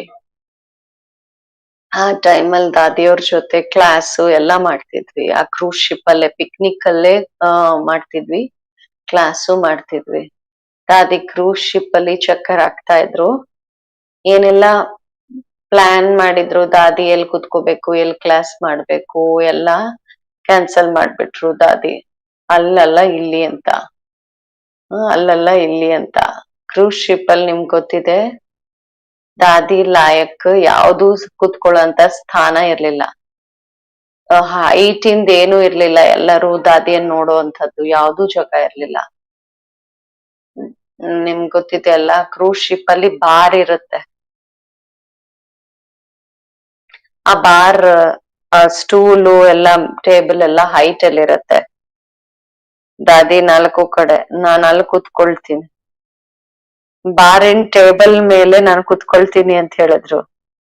ಎಲ್ಲರನ್ನ ಅಲ್ಲಿ ಕುತ್ಕೊಂಡು ಎಲ್ಲರಿಗೂ ದೃಷ್ಟಿ ಕೊಟ್ರು, ಕ್ಲಾಸ್ ಮಾಡಿದ್ರು. ದಾದಿಗ್ ಬಹಳ ಇಂಪಾರ್ಟೆಂಟ್ ವಾತಾವರಣ ಚೆನ್ನಾಗಿರ್ಬೇಕು, ಒಬ್ರಿಬ್ಬರ ಜೊತೆ ದೃಷ್ಟಿ ಅಲ್ಲೇಂದೇನ್ ಇರ್ಬೇಕು, ಅದ್ರಿಂದ ಏನ್ ಪ್ರಾಪ್ತಿ ಆಗತ್ತೆ, ಏನ್ ರಿಸೀವ್ ಮಾಡ್ಕೊಳ್ತಾರೆ, ಅದು ಮಲ್ಟಿಪ್ಲೈ ಮಾಡ್ಲಿಕ್ಕೆ ಸಾಧ್ಯ ಅಂತ. ಆ ರೀತಿ ದಾದಿದು ಅನೇಕ ಮಾತುಗಳು ನೆನಪು ಬರುತ್ತೆ. ಮತ್ತೆ ಕ್ಲಾಸಿನ ಮಧ್ಯದಲ್ಲಿ ಏಕ್ದಮ್ ದಾದಿ ಸ್ಟಾಪ್ ಮಾಡ್ಬಿಡ್ತಿದ್ರು. ಯಾವ್ದಾದ್ರು ಒಂದು ಮಾತು 40-50 ವರ್ಷದ ಹಿಂದೆ ಇಷ್ಟು ಸ್ಪಷ್ಟ ನೆನಪು ಮಾಡಿ ಹೇಳೋರು.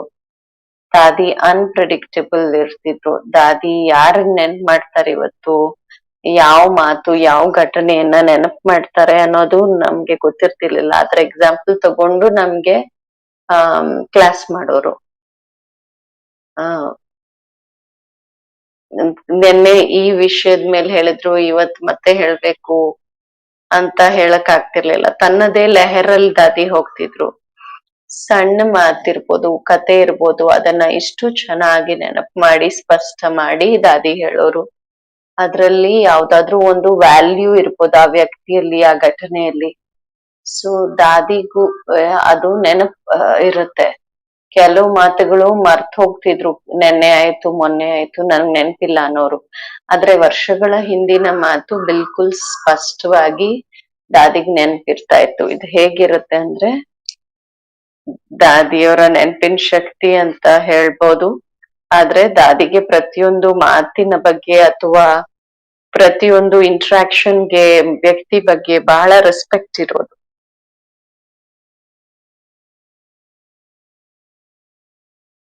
ಅವರು ಬಹಳ ಟ್ರೆಡಿಷನಲ್ ದಾದಿ. ಇದು ಇಲ್ಲ ಅಂದ್ರೆ ಹಿಂಗ್ ನಡೆಯಂಗಿಲ್ಲ. ಆದ್ರೆ ಇನ್ನೊಂದ್ ಕಡೆಯಿಂದ ನೋಡಿದ್ರೆ ಬಿಲ್ಕುಲ್ ಅವರು ಬಹಳ ಮಾಡರ್ನ್ ಇರೋರು, ಮಾಡರ್ನ್ ದಾದಿ ಅಂತ ಹೇಳ್ಬೋದು. ಡೈನಮಿಕ್ ಇದ್ರು ಅವ್ರ ವ್ಯಕ್ತಿತ್ವ. ಹೇಗೆ ವಾತಾವರಣ, ಹೇಗೆ ವ್ಯಕ್ತಿ, ಅದನ್ನ ಅರ್ಥ ಮಾಡ್ಕೊಂಡು ಅವ್ರನ್ನ ಹೇಗ್ ತಿಳಿಸೋದು, ಆ ರೀತಿ ಅವ್ರು ತಮ್ಮನ್ ತಾವ್ ಪರಿವರ್ತನೆ ಮಾಡ್ಕೊಂಡು. ನಿಮ್ಗ್ ಗೊತ್ತಿದೆ ಫಾರಿನ್ ಅವ್ರು ಬಹಳ ಬುದ್ಧಿ ಯೂಸ್ ಮಾಡ್ತಾರೆ. ದಾದಿಗೆ ನಾವು ಟೈಟಲ್ ಯೂಸ್ ಮಾಡ್ತಿದ್ವಿ ಬುದ್ಧಿವಾನ್ ಅವ್ರ ಬುದ್ಧಿವಾನ್ ಅಂತ. ಸೊ ಇದು ಬಾಬನ್ ಟೈಟಲ್, ಬಟ್ ದಾದಿ ಕೂಡ ಆ ರೀತಿ ಇದ್ರು. ಯಾರಿಗ್ ಹೆಂಗ್ ತಿಳಿಸ್ಕೊಡ್ಬೇಕು, ಹೇಗೆ ಹ್ಯಾಂಡಲ್ ಮಾಡ್ಬೇಕು ಅದ್ರದ್ದು ಅವ್ರಿಗೆ ಕ್ಲಿಯರ್ ಇರೋದು. ಬಾಬಾ ಅವ್ರದ್ದು ಯಾವ್ದೇ ಟೈಟಲ್ ನಾನ್ ನೋಡ್ತಿದ್ದೆ ದಾದಿಗೆ ಹೋಲ್ಸ್ಕೆ ಮಾಡ್ಬೋದಾಗಿತ್ತು. ಹೇಗೆ ಬಾಬಾ ಹೇಳೋರು, ನನ್ನನ್ನ ಅರ್ಥ ಮಾಡ್ಕೊಂಡ್ರೆ ಎಲ್ಲವನ್ನ ಅರ್ಥ ಮಾಡ್ಕೊಳ್ತೀರಾ. ಪ್ರಾಕ್ಟಿಕಲ್ ಲೈಫ್ ಅಲ್ಲಿ ಅವ್ರು ನಮ್ಗೆ ತರ್ಸಿದ್ರು. ದಾದಿಯ ಅಟೆನ್ಷನ್ ಕೇವಲ ಬಾಬನ್ ಮೇಲೆ, ಬಾಬನ್ ಜೊತೆ ಲೇನ್ದೇನ್, ಬಾಬನ್ ಅನುಭವ ಮಾಡೋದು. ಮಾಡ್ತಾ ಮಾಡ್ತಾ ಪ್ರತಿಯೊಬ್ಬರಿಗೂನು ಸ್ಪಷ್ಟವಾಗಿ ಅರ್ಥ ಮಾಡ್ಕೊಳಕ್ ಸ್ಟಾರ್ಟ್ ಮಾಡಿದ್ರು. ಒಂದ್ ಸೆಕೆಂಡಿನ ದೃಷ್ಟಿಯಲ್ಲಿ ಅವ್ರ ವಿಶೇಷತೆಯನ್ನ ಅರ್ಥ ಮಾಡ್ಕೊಳ್ಳೋರು, ಅವ್ರ ಪರ್ಸನಾಲಿಟಿಯನ್ನ ಹೆಂಗ್ ಹ್ಯಾಂಡಲ್ ಮಾಡ್ಬೇಕು. ಸೊ ಇದು ತಿಳ್ಕೊಳ್ಳೋದಲ್ದೆ ಇನ್ನೇನು. ಸೊ ನಾನ್ ಅನ್ಕೊಳ್ತೀನಿ ದಾದಿ ಅವರ ಟೈಟಲ್ ಬಾಬಾ ಅವರ ಟೈಟಲ್ ಜೊತೆ ಹೋಲಿಕೆ ಮಾಡ್ಬೋದು ನಾವು. ದಾದಿಗೆ ನಾವೊಂದ್ ಹೆಸರು ಕೊಟ್ಟಿದೀವಿ, ಡೈಮಂಡ್ ದಾದಿ. ನ್ಯೂಯಾರ್ಕ್ ಅಲ್ಲಿ ಮೊಯ್ನಿ ಬೆನ್ ಬಹಳ ನೆನಪು ಮಾಡ್ತಾರೆ ದಾದಿಯನ್ನ. ಮಾರ್ಚಿನ ಒಂದು ತಿಂಗಳೆಲ್ಲ ನಮ್ ಟಾಪಿಕ್ ಇತ್ತು ನ್ಯೂಯಾರ್ಕ್ ಅಲ್ಲಿ ಡೈಮಂಡ್ ದಾದಿ. ಸೊ ದಾದಿಯ ಮನನ ಚಿಂತನೆಯ ಮಾತೆ, ನಾವೆಂಗ್ ಮನನ ಚಿಂತನೆ ಮಾಡೋದು, ನಾವೆಂಗ್ ನಮ್ಮನ್ನ ಸಮಾನ ಹೇಗ್ ಮಾಡೋದು, ಈ ರೀತಿ ಬಹಳ ಪ್ರೇರಣಾ ಪೂರ್ವಕ ದಿನ ಈ ದಿನ ಆಗಿದೆ. ನಾನೆಲ್ಲರಿಗೂ ಬಹಳ ಥ್ಯಾಂಕ್ಸ್ ಅನ್ನ ಹೇಳ್ತೀನಿ ಈ ಚಾನ್ಸ್ ಡ್ರಾಮಾ ನಮ್ಗೆ ಈ ಬಾರಿ ಕೊಟ್ಟಿದ್ದಕ್ಕೆ. ಓಂ ಶಾಂತಿ.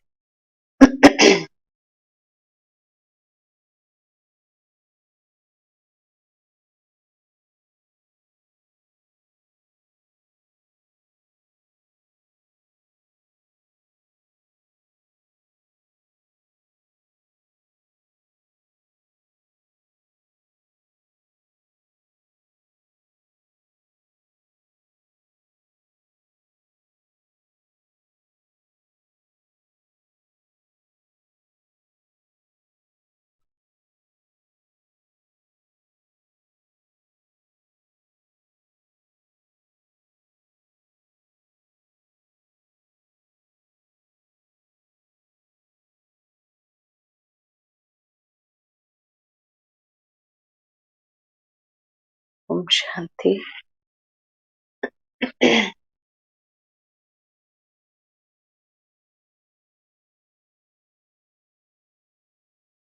ನಾವೆಲ್ಲರೂ ದಾದಿ ಜಾನಕಿಜಿಯವರ ತಪಸ್ಸಿನಿಂದ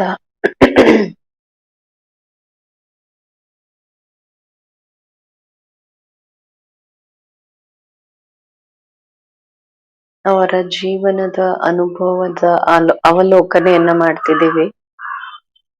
ದಾದಿಯವರ ಜೀವನದಲ್ಲಿ ಆದಿಯಿಂದ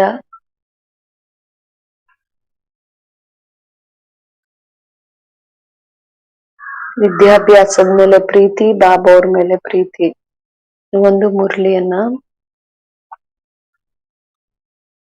13 ಸತಿ ಓದೋದು,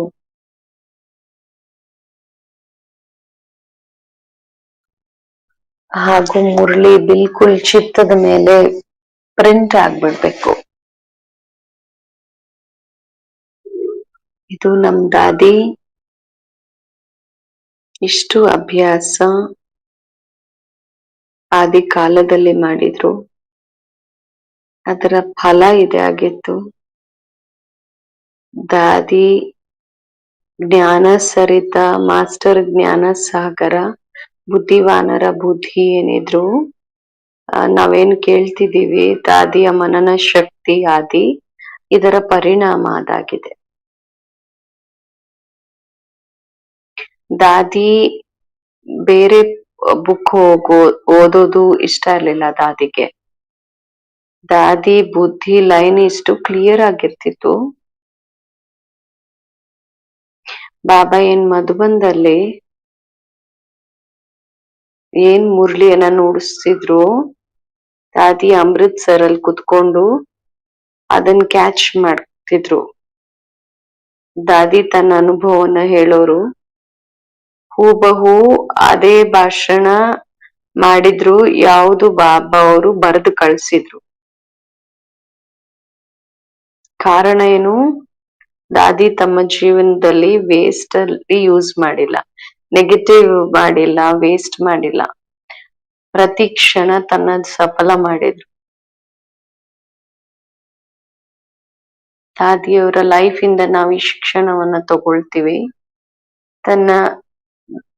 ನಮ್ಮ ಪ್ರಿಯ ಬಾಬಾ ಅವರ ಮುರಳಿಯನ್ನ ಇಷ್ಟು ನಾವು ಪ್ರೀತಿಯಿಂದ ಓದಿ ಧಾರಣೆಯಲ್ಲಿ ತರಬೇಕು. ನಾವು ಸಹ ಈ ರೀತಿಯ ಅನುಭವ ಮಾಡ್ಬೇಕು. ನಾವು ಜ್ಞಾನ ಸರೋವರ, ಜ್ಞಾನ ಸರಿತ ಆಗಿದ್ದೀವಿ. ಎರಡನೇ ಮಾತು, ದಾದಿಯವ್ರ ಜೊತೆ ಬಾಲ್ಯದಿಂದಲೇ ಸಂಪರ್ಕ ಅಂತ ಹೇಳಲ್ಲ ಬಟ್ ಇಂಟ್ರಾಕ್ಷನ್ಸ್ ಇತ್ತು. ಬ್ಯಾಂಗ್ಳೂರಿಂದ ನಾವು ಮಧುಬನ್ ಬರ್ತಿದ್ವಿ ಅಂದಾಗ ದಾರಿಯಲ್ಲಿ ಪೂನಾ ಸಿಕ್ತಿತ್ತು. ಹೃದಯ ಪುಷ್ಪ ದಾದಿ ನಮ್ಮನ್ನ ದಾದಿ ಹತ್ರ ಕರ್ಕೊಂಡ್ ಹೋಗೋರು. ಅವರ ಪಾಲನೆ ಮತ್ತೆ ಆ ಹಾಸ್ಪಿಟಾಲಿಟಿ ಏನಿದೆ. ಆಮೇಲೆ ಮಧುಬನದಲ್ಲಿ ಭಾಗ್ಯ ನಮ್ಗೆ ಸಿಕ್ತು. ಪಾಂಡವ ಭವನದಲ್ಲಿ ತಮ್ಮ ಟ್ರೈನಿಂಗ್ ಸಂಪನ್ನ ಮಾಡಿದ್ಮೇಲೆ 69 ನಂತರ ದಾದಿ 15 ದಿನ ನಮ್ ಕನ್ಯರ ಜೊತೆ ಸಪರೇಟ್ ಆಗಿ ತನ್ನ ರೂಮ್ ಅಲ್ಲಿ ನಮ್ಗೆ ಟೈಮ್ ಕೊಡ್ತಿದ್ರು. ಆ ಸಮಯದಲ್ಲಿ ದಾದಿಯರು ಒಂದು ಪಾಠ ಪಕ್ಕ ಮಾಡಿದ್ರು. ದಾದಿ, ಯಾರನ್ನೂ ನೀವು ಪ್ರಭಾವಿತ ಮಾಡಬಾರ್ದು ಮತ್ತೆ ಯಾರ ಪ್ರಭಾವದಲ್ಲೂ ನೀವು ಬರಬಾರ್ದು. ಆ ಸಮಯದ ಪಾರ್ಟ್ ದಾದಿ ಯಾವಾಗ್ಲೂ ಹೇಳೋರು. ದಾದೀಜಿಗೆ ಟೀಚರ್ಸ್ ಮೇಲೆ ಬಹಳ ಪ್ರೀತಿ ಇತ್ತು. ಮಧುಬನ್ ಟೀಚರ್ಸ್ ಬಂದಾಗ ಅವ್ರ ಕ್ಲಾಸ್ ಮಾಡ್ಲಿಲ್ಲ ಅಂದ್ರೆ ಅದು ಮಾಡಕ್ಕೆ ಮಾಡೇ ಮಾಡ್ತಿದ್ರು ಅವ್ರಿಗೆ ಕ್ಲಾಸ್. ದಾದಿ ಸ್ವಯಂ ಆ ಕ್ಲಾಸ್ ಅಲ್ಲಿ ಇರ್ತಿದ್ರು. ನಮ್ಮೆಲ್ಲಾ ಸಿಸ್ಟರ್ಸ್ಗೆ ದಾದಾ ವಿಶ್ವಕಿಶೋರ್ ಅವ್ರದ್ದು ಹೇಳಿ ಪ್ರೇರಣೆ ಕೊಡ್ತಿದ್ರು ನಮ್ ಸಿಸ್ಟರ್ಸ್ಗೆ. ತನ್ನ ಅನುಭವದಿಂದ ಹೇಳ್ತಿದ್ರು. ಅದು ಬಹಳ ದೊಡ್ಡ ಮಾತಾಗುತ್ತೆ.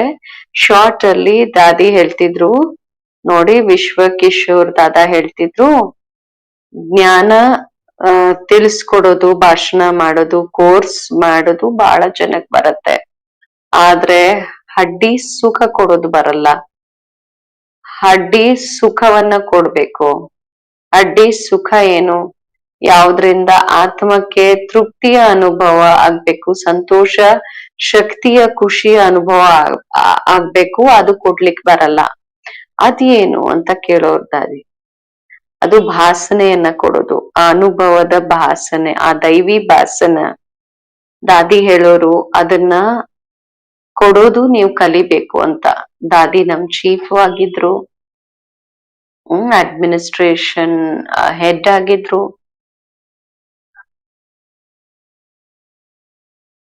ದಾದಿ ಜೊತೆ ಟ್ರಾವೆಲಿಂಗ್ ಅಲ್ಲಿ ಬಹಳಷ್ಟು ರೂರು ಅನಾಗ್ತಿತ್ತು. ಕಾರಲ್ಲಿ ಟ್ರಾವೆಲ್ ಮಾಡ್ಬೇಕಾದ್ರೆ ತಮ್ಮ ಜೊತೆ ಹೋಗೋರ್ಗೆ ಹೇಳೋರು, ನನ್ ಜೊತೆ ಪ್ರಶ್ನೆ ಕೇಳಿ ರೂರು ಅನ್ ಮಾಡಿ ಅಂತ. ನಾನ್ ಒಂದ್ಸತಿ ಪ್ರಶ್ನೆ ಕೇಳಿದ್ರೆ, ಸಂಘಟನೆ ಇರುತ್ತೆ, ಯಾವುದೇ ವ್ಯಕ್ತಿ ಸುಳ್ಳು ಹೇಳ್ತಿದ್ದಾರೆ, ನಿಮ್ಗ್ ಗೊತ್ತಿದೆ ಅವ್ರು ಸುಳ್ಳು ಹೇಳ್ತಿದ್ದಾರೆ ಅಂತ,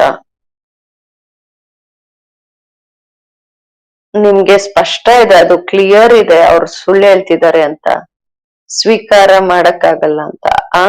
ಅವ್ರು ಸ್ವೀಕಾರ ಮಾಡಲ್ಲ, ಈಗ ಏನ್ ಮಾಡೋದು, ಅವ್ರಿಗೆ ಹೇಳೋದ ಅಂತ. ದಾದಿ ಬಹಳ ವಿವೇಕದ ಮಾತು ಹೇಳಿದ್ರು. ದಾದಿ ಹೇಳಿದ್ರು, ಅವ್ರನ್ನ ಬಿಟ್ಟು ಬಿಡಿ ಅಂತ. ಇಲ್ಲ ಅಂದ್ರೆ ಅವರ ಪಾಪದ ಹೊರೆ ಖಾತೆ ಇನ್ನೂ ಜಾಸ್ತಿ ಆಗ್ತಾ ಹೋಗುತ್ತೆ. ಯಾಕೆಂದ್ರೆ ಯಾರು ಬಾಬೋರಿಗೆ ಸುಳ್ಳು ಹೇಳ್ತಿದ್ದಾರೆ, ಪಾಪದ ಖಾತೆ ತುಂಬುತ್ತೆ. ಇದು ಒಂದು ದಾದಿ ಕಲ್ಸಿದ್ರು. ಇನ್ನೊಂದ್ಸತಿ ಇದನ್ನ ಅನೇಕ ಬಾರಿ ನಾನ್ ಶೇರ್ ಮಾಡಿದ್ದೀನಿ. ಒಂದ್ಸತಿ ದಾದಿ ಜೊತೆ ಟ್ರಾವೆಲ್ ಮಾಡ್ತಿದ್ವಿ. ಆಗ ನಾನ್ ಹೇಳ್ದೆ, ದಾದಿ ನಂದೊಂದ್ ಪ್ರಶ್ನೆ ಇದಾಗಿದೆ. ಯಾವ್ದಾದ್ರು ಆತ್ಮ ಯಾರ ಮೇಲೆ ನಿಮ್ಗೆ ಬಹಳ ಫೇತ್ ಇದೆ, ಕಣ್ ಮುಚ್ಕೊಂಡ್ ನೀವು ಅವ್ರ ಮೇಲೆ ಫೇತ್ ವಿಶ್ವಾಸ ಇಡ್ತೀರಾ, ಅವ್ರು ನಿಮ್ಮ ಹತ್ರ ಸುಳ್ಳು ಹೇಳಿದ್ರೆ ಯಾವಾಗಾದ್ರೂ ಆಗ ನಿಶ್ಚಯ ಮುರಿದೋಗುತ್ತಲ್ವಾ, ಮನ್ಸ್ ಬರಲ್ಲ ನಾವ್ ಆ ಆತ್ಮ ಜೊತೆ ವ್ಯವಹಾರದಲ್ಲಿ ಬರೋದು ಅಂತ. ಇಷ್ಟು ಸಮಯದಿಂದ ನೀವು ಫೇತ್ ಇಟ್ಟಿದ್ರೆ ಅವರು ಮುರಿದ್ ಬಿಟ್ರೆ ನಿಮ್ಗೆ ಅವ್ರ ಡೌಟ್ ಬರುತ್ತೆ, ಮೊದ್ಲು ಅವ್ರ ಹಿಂಗ್ ಮಾಡ್ತಿರ್ಬೋದು ಅಂತ. ನಾನು ಈ ರೀತಿ ನಡಿಯಕ್ಕಾಗಲ್ಲ, ಆತ್ಮ ಜೊತೆ ವ್ಯವಹಾರ ನನ್ಗೆ ಆಗಲ್ಲ ಮಾಡಕ್ಕೆ ಅಂತ ಹೇಳ್ದೆ. ದಾದಿ ನನ್ಗೆ ಒಂದ್ ಪ್ರಶ್ನೆ ಕೇಳಿದ್ರು, ನೀನ್ ಫೇತ್ ಜಮಾ ಮಾಡ್ಕೊಳಕ್ ಎಷ್ಟು ಟೈಮ್ ಇಡ್ಸ್ತು ಅಂತ, ಬಹಳ ವರ್ಷ ಅಂತ ಹೇಳ್ದೆ. ದಾದಿ ವಿವೇಕದ ಮಾತೇನಾದ್ರು, ಇಷ್ಟು ವರ್ಷಗಳ ಒಂದು ವಿಶ್ವಾಸವನ್ನ ನೀವು ಒಂದು ಘಟನೆಯಿಂದ ಅದನ್ನ ಮುರಿತಿದ್ಯಾ ಅಂತ ಕೇಳಿದ್ರು ದಾದಿ. ಅಕ್ಕ ನಂಗ್ ಮಾತಾಡ್ತಾ ಆಯ್ತು. ಇಷ್ಟು ವರ್ಷಗಳ ಫೇತ್ ಇದೆ, ಇದು ಒಂದು ಘಟ್ನೆ, ಇದೊಂದೇ ಅಲ್ವಾ ಘಟ್ನೆ? ಈ ಕಾರಣ ನೀವ್ ಆ ಮಹಾತ್ಮ ಜೊತೆ ಸಂಬಂಧ ಮುರಿಯಕ್ ಇಷ್ಟ ಪಡ್ತೀರಾ ಅಂತ. ದಾದಿ ನನ್ಗೆ ಹೇಳ್ದೆ ಫೇತ್ ಅಂತೂ ಬರಲ್ಲ ಅಲ್ಲ ದಾದಿ ಅಂತ, ಅದು ರಾಂಗ್ ಅಂದ್ರು ದಾದಿ. ಯಾಕೆಂದ್ರೆ ನಿನ್ ವೈಬ್ರೇಷನ್ ಅವ್ರಿಗೆ ಹೋಗುತ್ತೆ, ಅದು ಅವ್ರಿಗೆ ನಾರ್ಮಲ್ ಆಗಕ್ ಬಿಡಲ್ಲ ಅಂದ್ರು. ದಾದಿ ಹೇಳ್ದೆ, ದಾದಿ ಏನೋ ಒಂದು ಮಾಡ್ಬೇಕಲ್ವಾ ಅಂತ ನೀನ್ ಟೆನ್ಷನ್ ಇಟ್ಕೋ ಅಂದ್ರು ದಾದಿ, ಆದ್ರೆ ಶುಭ್ ಭಾವನೆ ಇಟ್ಕೋ ಅಂತ ಹೇಳಿ, ವ್ಯವಹಾರವನ್ನ ಕಟ್ ಮಾಡ್ಕೋಬೇಡಿ ಅಂತ. ನಾನ್ ಈ ಒಳ್ಳೊಳ್ಳೆ ಮ್ಯಾನೇಜ್ಮೆಂಟ್ ಲೆಸನ್ಸ್ ಅಲ್ಲಿ ಈ ಮಾತನ್ನ ಹೇಳ್ದಾಗ ಅವರಿಗೆ ಅರ್ಥ ಆಗತ್ತೆ. ದಾದೀಜಿ ಅವ್ರದ್ದು ವ್ಯವಹಾರದ ಒಂದು ಡೆಪ್ತ್ ಏನಿತ್ತು ಅದು ಬಹಳ ಜಬರ್ದಸ್ತ್ ಇತ್ತು.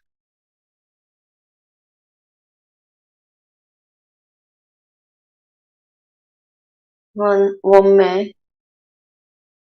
ದಾದಿಯವರ ಹೃದಯದ ಆಸೆ ಇತ್ತು, ದಾದಿ ಮಾಡಿದ್ರು ಅದನ್ನ.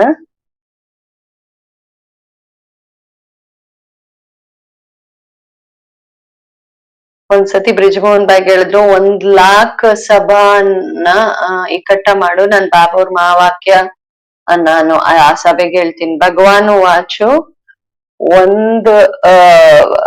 ಭಗವಾನ್ ವಾಚ್ ನಾನು 1,00,000 ಸಭಾ ಅಲ್ಲಿ ಹೇಳ್ಬೇಕು. ಬಾಬಾ ಅವ್ರನ್ನ ನನ್ ಭುಜಗಳಲ್ಲಿ ಇಟ್ಕೊಂಡು ನಾನು ಇಡೀ ವಿಶ್ವಕ್ಕೆ ಹೇಳ್ಬೇಕು, ನಾನು ಇದು ನಮ್ ಬಾಬಾ ಅಂತ ಹೇಳಿ. ಸೊ ದಾದಿಯವರ ಶುಭ ಇಚ್ಛೆ ಇತ್ತು, ದಾದಿ ಮಾಡಿದ್ರಿ ಇದನ್ನ. ದಾದಿಯವರ ಸ್ಟ್ಯಾಂಪಿನ ಬಗ್ಗೆ ಮಂತ್ರಿಗಳ ಹತ್ರ ನಾವು ಮಿಲ್ನ ಮಾಡ್ಲಿಕ್ಕೆ ಹೋಗಿದ್ದಾಗ ರವಿಶಂಕರ್ ಪ್ರಸಾದ್ ಅವರು information technology department, broadcasting department minister ಇರ್ತಾರೆ. ಸೊ ದಾದಿದೊಂದು ಪುಸ್ತಕ ಕೊಟ್ವಿ, 100 years of service ಅಂತ, ಅದನ್ನ ಕೊಟ್ವಿ ನಾವು. ಅವರು ಅದನ್ನ ಲೈನ್ ಬೈ ಲೈನ್ ಓದಿದಾರ ಆ ಬುಕ್ ಅನ್ನ. ನೆಕ್ಸ್ಟ್ ಟೈಮ್ ನಾವ್ ಯಾವಾಗ ಅವ್ರನ್ನ ಮೀಟ್ ಮಾಡಿದಾಗ ರವಿಶಂಕರ್ ಜಿ ಹೇಳ್ತಾರೆ, ದಾದಿ ಜಾನ್ಕಿ ಒಂದು ವರ್ಡ್ ಇಂಗ್ಲಿಷ್ ಗೊತ್ತಿರ್ಲಿಲ್ಲ, ಇವತ್ತು ಇಷ್ಟು ದೇಶಗಳಲ್ಲಿ ಸೇವಾ ಸೆಂಟರ್ಸ್. ಆಮೇಲೆ ಕೇಳಿದ್ರು ಎಷ್ಟ್ ಕೇಂದ್ರ ಲಂಡನ್ ಅಲ್ಲಿ ಇದೆ, ಅಲ್ಲೆಲ್ಲ ಎಷ್ಟಿದೆ ಅಂತ. ಇವ್ರ ಸ್ಟ್ಯಾಂಪ್ ಮಾಡ್ಲೇಬೇಕು ಅಂತ ಹೇಳಿದ್ರು ಅವ್ರ ಜೊತೆ. ಅದ್ ಹೇಳಿದ್ರು, ನೀವು ಎಲ್ಲ ದೊಡ್ಡವ್ರನ್ನ ಕರ್ಕೊಂಡ್ ಬನ್ನಿ. ದಾದೀಜಿ ಅವ್ರದ್ದು ಶ್ರದ್ಧಾ ಭಾವ ಪ್ರತಿ ಅವ್ರಿಗೆ ಜಾಗೃತ ಆಯ್ತು. ಇಷ್ಟು ಒಬ್ಬರು ಮಹಿಳೆ ಇಷ್ಟು ವಯಸ್ಸಾಗಿರೋದು ಇಂಗ್ಲಿಷ್ ಒಂದ್ ಅಕ್ಷರ ಗೊತ್ತಿಲ್ಲದೆ ಇಷ್ಟು ದೊಡ್ಡ ದೊಡ್ಡ ಕೆಲ್ಸಗಳು ಮಾಡಿದಾರ ಅಂತ ಹೇಳಿದ್ರು. ಇದು ದಾದಿಯವ್ರದ್ದು ಬಾಬಾ ಅವ್ರ ಜೊತೆ ಏನ್ ಪ್ರೀತಿ ಇತ್ತು, ಹೃದಯದ ಪ್ರೀತಿ, ಸಮರ್ಪಣೆ ಭಾವ ಏನಿತ್ತು, ದಾದಿಯರ ಎಲ್ಲ ಮಹಿಮೆ ಆ ಕಾರಣದಿಂದ. ಹೇಗೆ ಬಾಬಾ ಒಂದು ಹೆಜ್ಜೆ ನಮ್ಮ ಮಕ್ಕಳಿಗೆ ಹೇಳ್ತಾರೆ, ದಾದಿಯವರು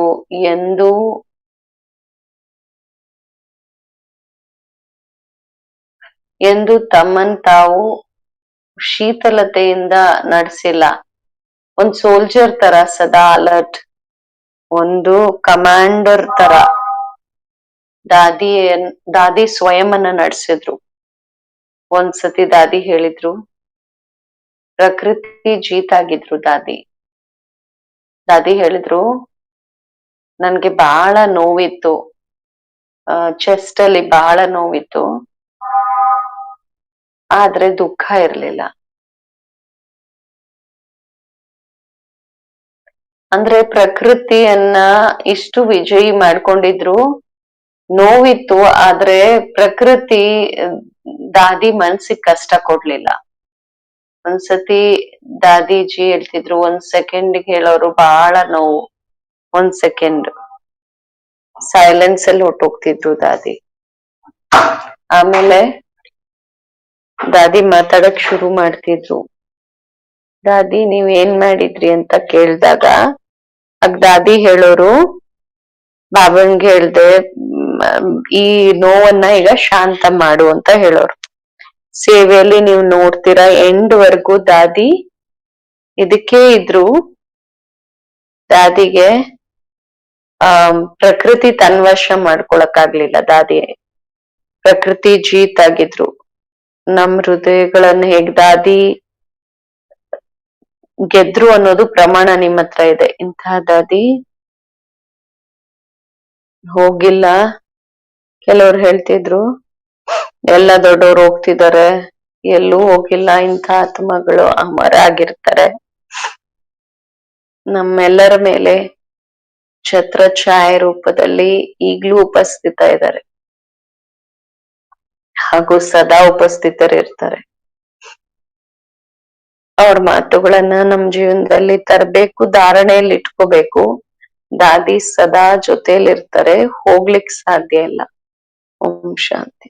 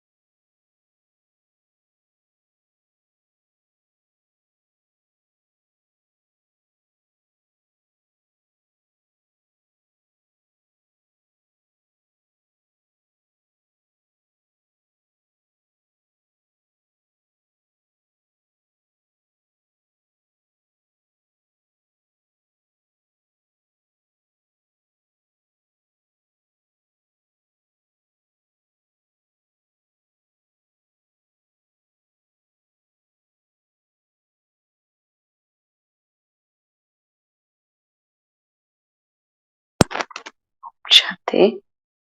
ಇವತ್ತು ಬೆಳಗ್ಗೆಯಿಂದ ನಾವೆಲ್ಲರೂ ದಾದಿಯವರ ಗುಣಮಾಲೆಯನ್ನ ಸ್ಮರಣೆ ಮಾಡ್ತಿದೀವಿ. ಈ ರೀತಿ ಮಾಲೆಯನ್ನ ಸ್ಮರಣೆ ಮಾಡ್ತಾ ಇದ್ರೆ ನಾನ್ ಅನ್ಕೊಳ್ತೀನಿ ರಾತ್ರಿನೂ ಕಡಿಮೆ ಅನ್ಸತ್ತೆ. ಯಾಕೆಂದ್ರೆ ದಾದೀಜಿಯವರು ಇಷ್ಟು ತನ್ ಮೇಲೆ ಪರಿಶ್ರಮವನ್ನ ಮಾಡಿ ತನ್ ಮೇಲೆ ಅಟೆನ್ಷನ್ ಅನ್ನ ಇಡ್ತಾ ತನ್ನನ್ನ ದಿವ್ಯ ಮೂರ್ತಿಯನ್ನಾಗಿ ಮಾಡ್ಕೊಂಡಿದ್ರು. ನಾವು ಶುರುವಲ್ಲಿ ದಾದಿಯನ್ನ ನೋಡಿದ್ವಿ. ಶುರುವಲ್ಲಿ ನಾನು ಈಶ್ವರಿಯ ಜ್ಞಾನದಲ್ಲಿ ಬಂದಾಗ ಸಾಕಾರ್ ಬಾಬು ಅವರು ಫಸ್ಟ್ ನನ್ಗೆ ದಾದೀಜಿ ಅವ್ರ ಹತ್ರ ಪೂನಾಲ್ ಕಳ್ಸಿದ್ರು. ಆವಾಗ ನನ್ ಜೀವನದ ಲಕ್ಷ್ಯ ಅಷ್ಟು ಪಕ್ಕಾ ಇರ್ಲಿಲ್ಲ. ಆದ್ರೆ ದಾದಿಯವರು ನನ್ಗೆ ರೀತಿ ಪಾಲನೆಯನ್ನ ಕೊಟ್ರು. ಆ ಪಾಲನೆಯ ಆಧಾರದ ಮೇಲೆ ನಮ್ ಜೀವನದಲ್ಲಿ ಬಹಳ ಪರಿವರ್ತನೆ ಬಂತು. ಲಕ್ಷ್ಯ ಸದಾ ನನ್ಗೆ ಪಕ್ಕ ಆಗೋಯ್ತು. ನಾವ್ ಈಶ್ವರನ ಮಗುವಾಗೆ ನಡಿಬೇಕಾಗಿದೆ ಹಾಗೂ ಸರ್ವರನ್ನ ಆ ಈಶ್ವರನ ಮಕ್ಕಳನ್ನಾಗಿ ಮಾಡ್ಬೇಕು. ಹೇಗೆ ಹೇಳಲಾಗತ್ತೆ?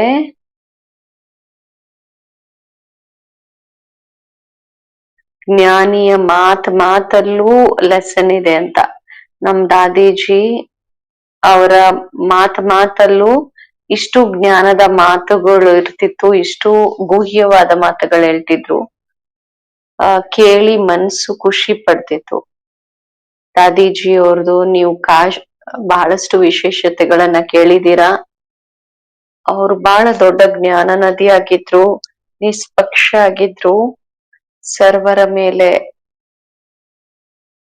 ಅಥಾಹ ಪ್ರೀತಿ ತೋರ್ಸುವಂತ ಪತಿತ ಪಾವನಿಯಾಗಿತ್ತು. ಅವ್ರಿಗೇನು ಡಿಫ್ರೆನ್ಸ್ ಅಂತ ಇರ್ಲಿಲ್ಲ.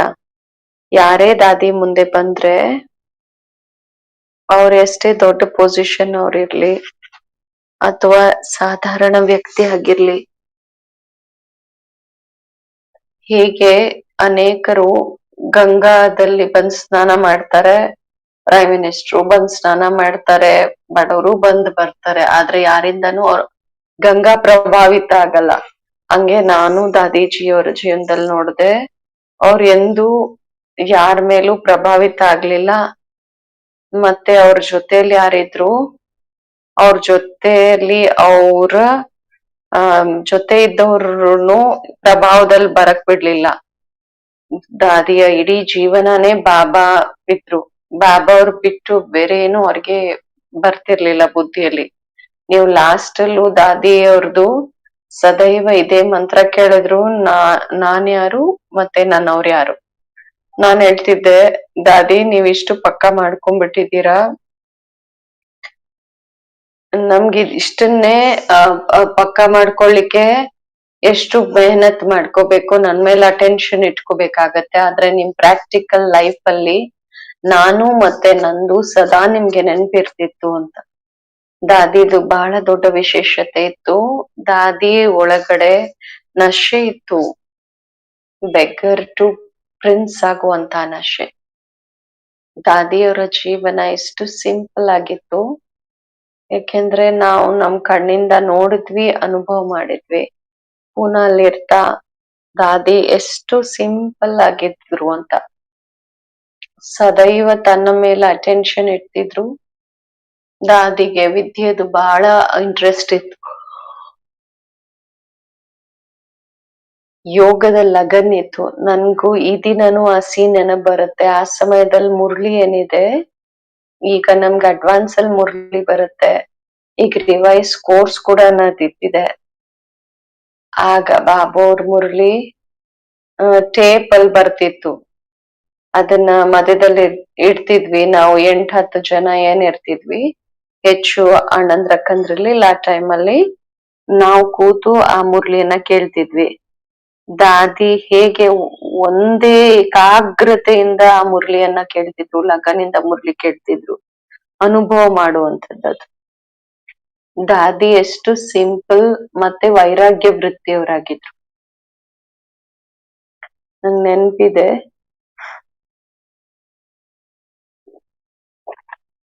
ದಾದಿ ಅವಾಗ ಫಾರಿನ್ ಸೇವೆಯಲ್ಲಿ ಲಂಡನ್ಗೆ ಹೋದ್ರು. ಆಗ ದಾದಿ ಕೈಯಲ್ಲಿ ಒಂದ್ ಸಣ್ಣ ಬ್ಯಾಗ್ ಇತ್ತು. ಆಮೇಲೆ ಬಹಳ ವರ್ಷದ ನಂತರ ಅಲ್ಲಿಂದ ಬಂದಾಗ ದಾದಿ ಬ್ರಿಜೇಂದ್ರ ದಾದಿ ಏರೋಡ್ರಮ್ ರಿಸೀವ್ ಮಾಡ್ಲಿಕ್ಕೆ ಹೋಗಿದ್ರು. ಯಾಕೆಂದ್ರೆ ಬಹಳ ಸಮಯದ ನಂತರ ಗ್ರೀನ್ ಕಾರ್ಡ್ಗೋಸ್ಕರ ಅಲ್ಲೇ ಇರ್ಬೇಕಾಗಿದ್ದ ದಾದಿ 4-5 ವರ್ಷ. ಅದಾದ ನಂತರ ದಾದಿ ಬಂದಾಗ ಬ್ರಿಜೇಂದ್ರ ದಾದಿನೂ ಹೋದ್ರು. ಆ ಸಣ್ಣ ಬ್ಯಾಗ್ ಯಾವ್ದ್ ತಗೊಂಡೋಗಿದ್ರು ಅದೇ ಸಣ್ಣ ಬ್ಯಾಗ್ ವಾಪಸ್ಸು ದಾದಿ ಕೈಯಲ್ಲಿತ್ತು. ನಾನಂತೂ ಹೋಗ್ಲಿಕ್ಕಾಗಿಲ್ಲ. ಆ ಸಮಯದಲ್ಲಿ ಬ್ರಿಜಯ ದಾದಿ ನನ್ಗೆ ಬಂದೇ ಹೇಳಿದ್ರು ಈ ಮಾತನ್ನ. ನೋಡು, ಜಾನಕಿ ದಾದಿಯಲ್ಲಿ ಎಷ್ಟು ಬೇಹದ್ದಿನ ವೈರಾಗ್ಯ ಇದೆ, ಎಷ್ಟು ತ್ಯಾಗ ಇದೆ. ಈಗ ಕಾಲದಲ್ಲಿ ಯಾರಾದ್ರೂ ಫಾರಿನ್ಗ್ ಹೋದ್ರೆ ಎಷ್ಟೆಲ್ಲಾ ಮಾಲ್ ತಗೊಂಡ್ ಬರ್ತಾರೆ, ಕಸ್ಟಮ್ಸ್ ಅಲ್ಲಿ ನಿಲ್ಬೇಕಾಗ್ ಬರುತ್ತೆ. ಆದ್ರೆ ದಾದಿ ಆ ಸಣ್ಣ ಬ್ಯಾಗ್ ತಗೊಂಡೋಗಿದ್ರು, ಅದೇ ಬ್ಯಾಗ್ ತಗೊಂಡ್ ಬಂದ್ರು ಅಂತ. ದಾದಿದು ಯಾವ್ದೇ ವಸ್ತುವಲ್ಲಿ ಅವ್ರು ಮನ್ಸ್ ಹೋಗ್ತಿರ್ಲಿಲ್ಲ. ಅವ್ರ ಕಣ್ಣಲ್ಲಿ ಯಾವಾಗ್ಲೂ ಒಂದ್ ಬಾಬಾನೇ ಇರ್ತಿದ್ರು. ಆ ಕಾರಣದಿಂದ ಅವ್ರ ಬುದ್ಧಿ ಎಲ್ಲೂ ಹೋಗ್ತಿರ್ಲಿಲ್ಲ. ಬಾಬಾ ಅವ್ರೇನು ದಾದಿಗೆ ಖಾಸ್ ಫಾರಿನ್ ಸೇವೆ ಕಳ್ಸಿದ್ರು, ಲಂಡನ್ ಕಳ್ಸಿದ್ರು, ಈ ಮಹಾಮಂತ್ರ ಕೊಟ್ಟು ಕಳ್ಸಿದ್ರು ದಾದಿಗೆ. ನೀವು ಹೋಗಿ ಅಲ್ಲಿ ಮಧುಬನ್ ಮಾಡ್ಬೇಕಾಗಿದೆ, ಇನಿ ಮಧುಬನ ಮಾಡ್ಬೇಕಾಗಿದೆ. ನಾವು ಲಂಡನ್ಗೆ ಹೋದಾಗ ನಾವ್ ಅಲ್ಲಿನ ವಾತಾವರಣ ನೋಡಿದ್ವಿ. ನನ್ಗನ್ಸ್ತು ನಾನ್ ಮಧುಬನ್ದಲ್ಲಿ ಕೂತಿದೀನಿ ಅಂತ. ದಾದಿ ಇಷ್ಟು ಆಜ್ಞಾಕಾರಿ ಬಾಬಾ ಅವ್ರದ್ದು. ಬಾಬಾ ಅವ್ರ ಏನ್ ಹೇಳ್ತಾರೆ ಆ ಟೈಮಲ್ಲಿ ದಾದಿ ಅದನ್ ಮಾಡಿದ್ರು. ಅಷ್ಟು ದೊಡ್ಡ ಕಾರೋಬಾರನ್ನ ಸಂಭಾಲನೆ ಮಾಡ್ತಾ ಇಷ್ಟೆಲ್ಲ ವೈಭವ ಇದ್ರು ದಾದಿ ಅವರ ಬುದ್ಧಿ ಸದೈವ ಏಕಾಗ್ರ ಆಗಿರ್ತಿತ್ತು. ದಾದಿ ಅವರ ಲೈನ್ ಕ್ಲಿಯರ್ ಆಗೋ ಕಾರಣ ಬಾಬಾ ಅವರ ಪ್ರೇರಣೆಗಳನ್ನ ಸಹಜವಾಗಿ ಕ್ಯಾಚ್ ಮಾಡಿ ನಮ್ಗೆ ತಿಳಿಸ್ತಿದ್ರು. ದಾದಿ ಅವ್ರ ಹತ್ರ ನಾನು ಇದ್ದಾಗ ಪೂನಾಲ್ಲಿ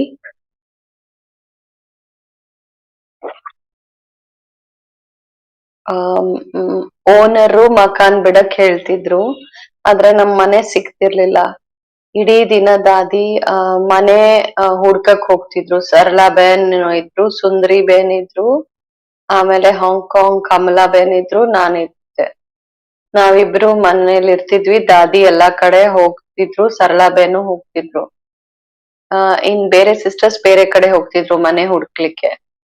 ಸೊ ಸಮಯ ಪಾಪ ಕಷ್ಟ ಪಡ್ತಿದ್ರು. ಮನೆ ಎಲ್ ಸಿಗುತ್ತೆ ಅಂತ. ನಾನ್ ನೋಡ್ದೆ, ನಾವು ಯೋಗ ಸ್ಟಾರ್ಟ್ ಮಾಡ್ಬಿಟ್ವಿ. ಅಮೃತ್ ವೇಳೆ ಬೇಗ ಎದ್ದು ಬಾಬಾ ಅವ್ರ ನೆನ್ಪಲ್ಲಿ ಕುತ್ಕೊಳ್ತಿದ್ವಿ. ಅಮೃತ್ ವೇಳೆ ಯೋಗ ಆದ್ಮೇಲೆ ಮತ್ತೆ ಅರ್ಧ ಗಂಟೆ ಯೋಗ ಮಾಡ್ತಿದ್ವಿ, ಎಲ್ಲಾ ಕುಮಾರಿಯರ್ ಸಿಸ್ಟರ್ಸ್ ಕುತ್ಕೊಂಡು. ಏನಕ್ಕೆ? ಮನೆ ಸಿಗ್ಲಿ ಅನ್ನೋದಕ್ಕೆ ಯೋಗ ಮಾಡ್ತಿದ್ವಿ. ದಾದಿಗ್ ಹೇಳ್ತಿದ್ವಿ, ದಾದಿ ನಾವ್ ಯೋಗ ಮಾಡ್ತಿದೀವಿ, ನೀವ್ ಯೋಗ ಮಾಡಿ ಅಲ್ವಾ, ಯಾಕೆಂದ್ರೆ ನಿಮ್ದು ಪವರ್ಫುಲ್ ಯೋಗ, ನಮ್ದು ಅಷ್ಟು ಪವರ್ಫುಲ್ ಇಲ್ಲ ಅಂತ. ಸೊ ದಾದಿ ನಗ್ತಿದ್ರು, ಯೋಗ ಮಕಾನ್ಗೋಸ್ಕರ ಮಾಡೋದಲ್ಲ, ಯೋಗ ವಿಕರ್ಮ ವಿನಾಶ ಮಾಡ್ಲಿಕ್ಕಿರೋದು ಅಂತ. ನಾವ್ ದಾದಿದ್ ಕೇಳ್ತಿರ್ಲಿಲ್ಲ, ನಾವು ಯೋಗ ಮಾಡ್ತಿದ್ವಿ.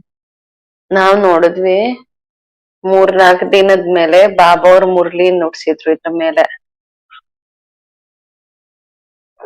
ಅನೇ ಮಕ್ಕಳು ಸಣ್ಣ ಸಣ್ಣ ಆ ಮಾತುಗಳನ್ನ ಪೂರ್ಣ ಮಾಡ್ಲಿಕ್ಕೆ ಯೋಗ ಮಾಡ್ತಾರೆ. ಕೆಲವರು ಮನೆಗೋಸ್ಕರ ಯೋಗ ಮಾಡ್ತಾರೆ, ಕೆಲವರು ವಸ್ತುಗೋಸ್ಕರ ಯೋಗ ಮಾಡ್ತಾರೆ.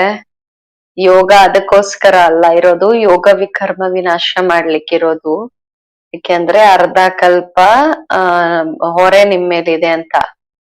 ದಾದಿ ನಮ್ಮನ್ ನೋಡಿ ಹೇಳಿದ್ರು, ನೋಡಿದ್ರ ಬಾಬಾ ಏನ್ ಹೇಳಿದ್ರು ಅಂತ. ಸೊ ನಾನ್ ಏನ್ ನೋಡ್ದೆ ಅಂದ್ರೆ, ದಾದಿಗೆ ಫಸ್ಟೇ ಈ ಮಾತುಗಳ ಟಚಿಂಗ್ ಇರ್ತಿತ್ತು.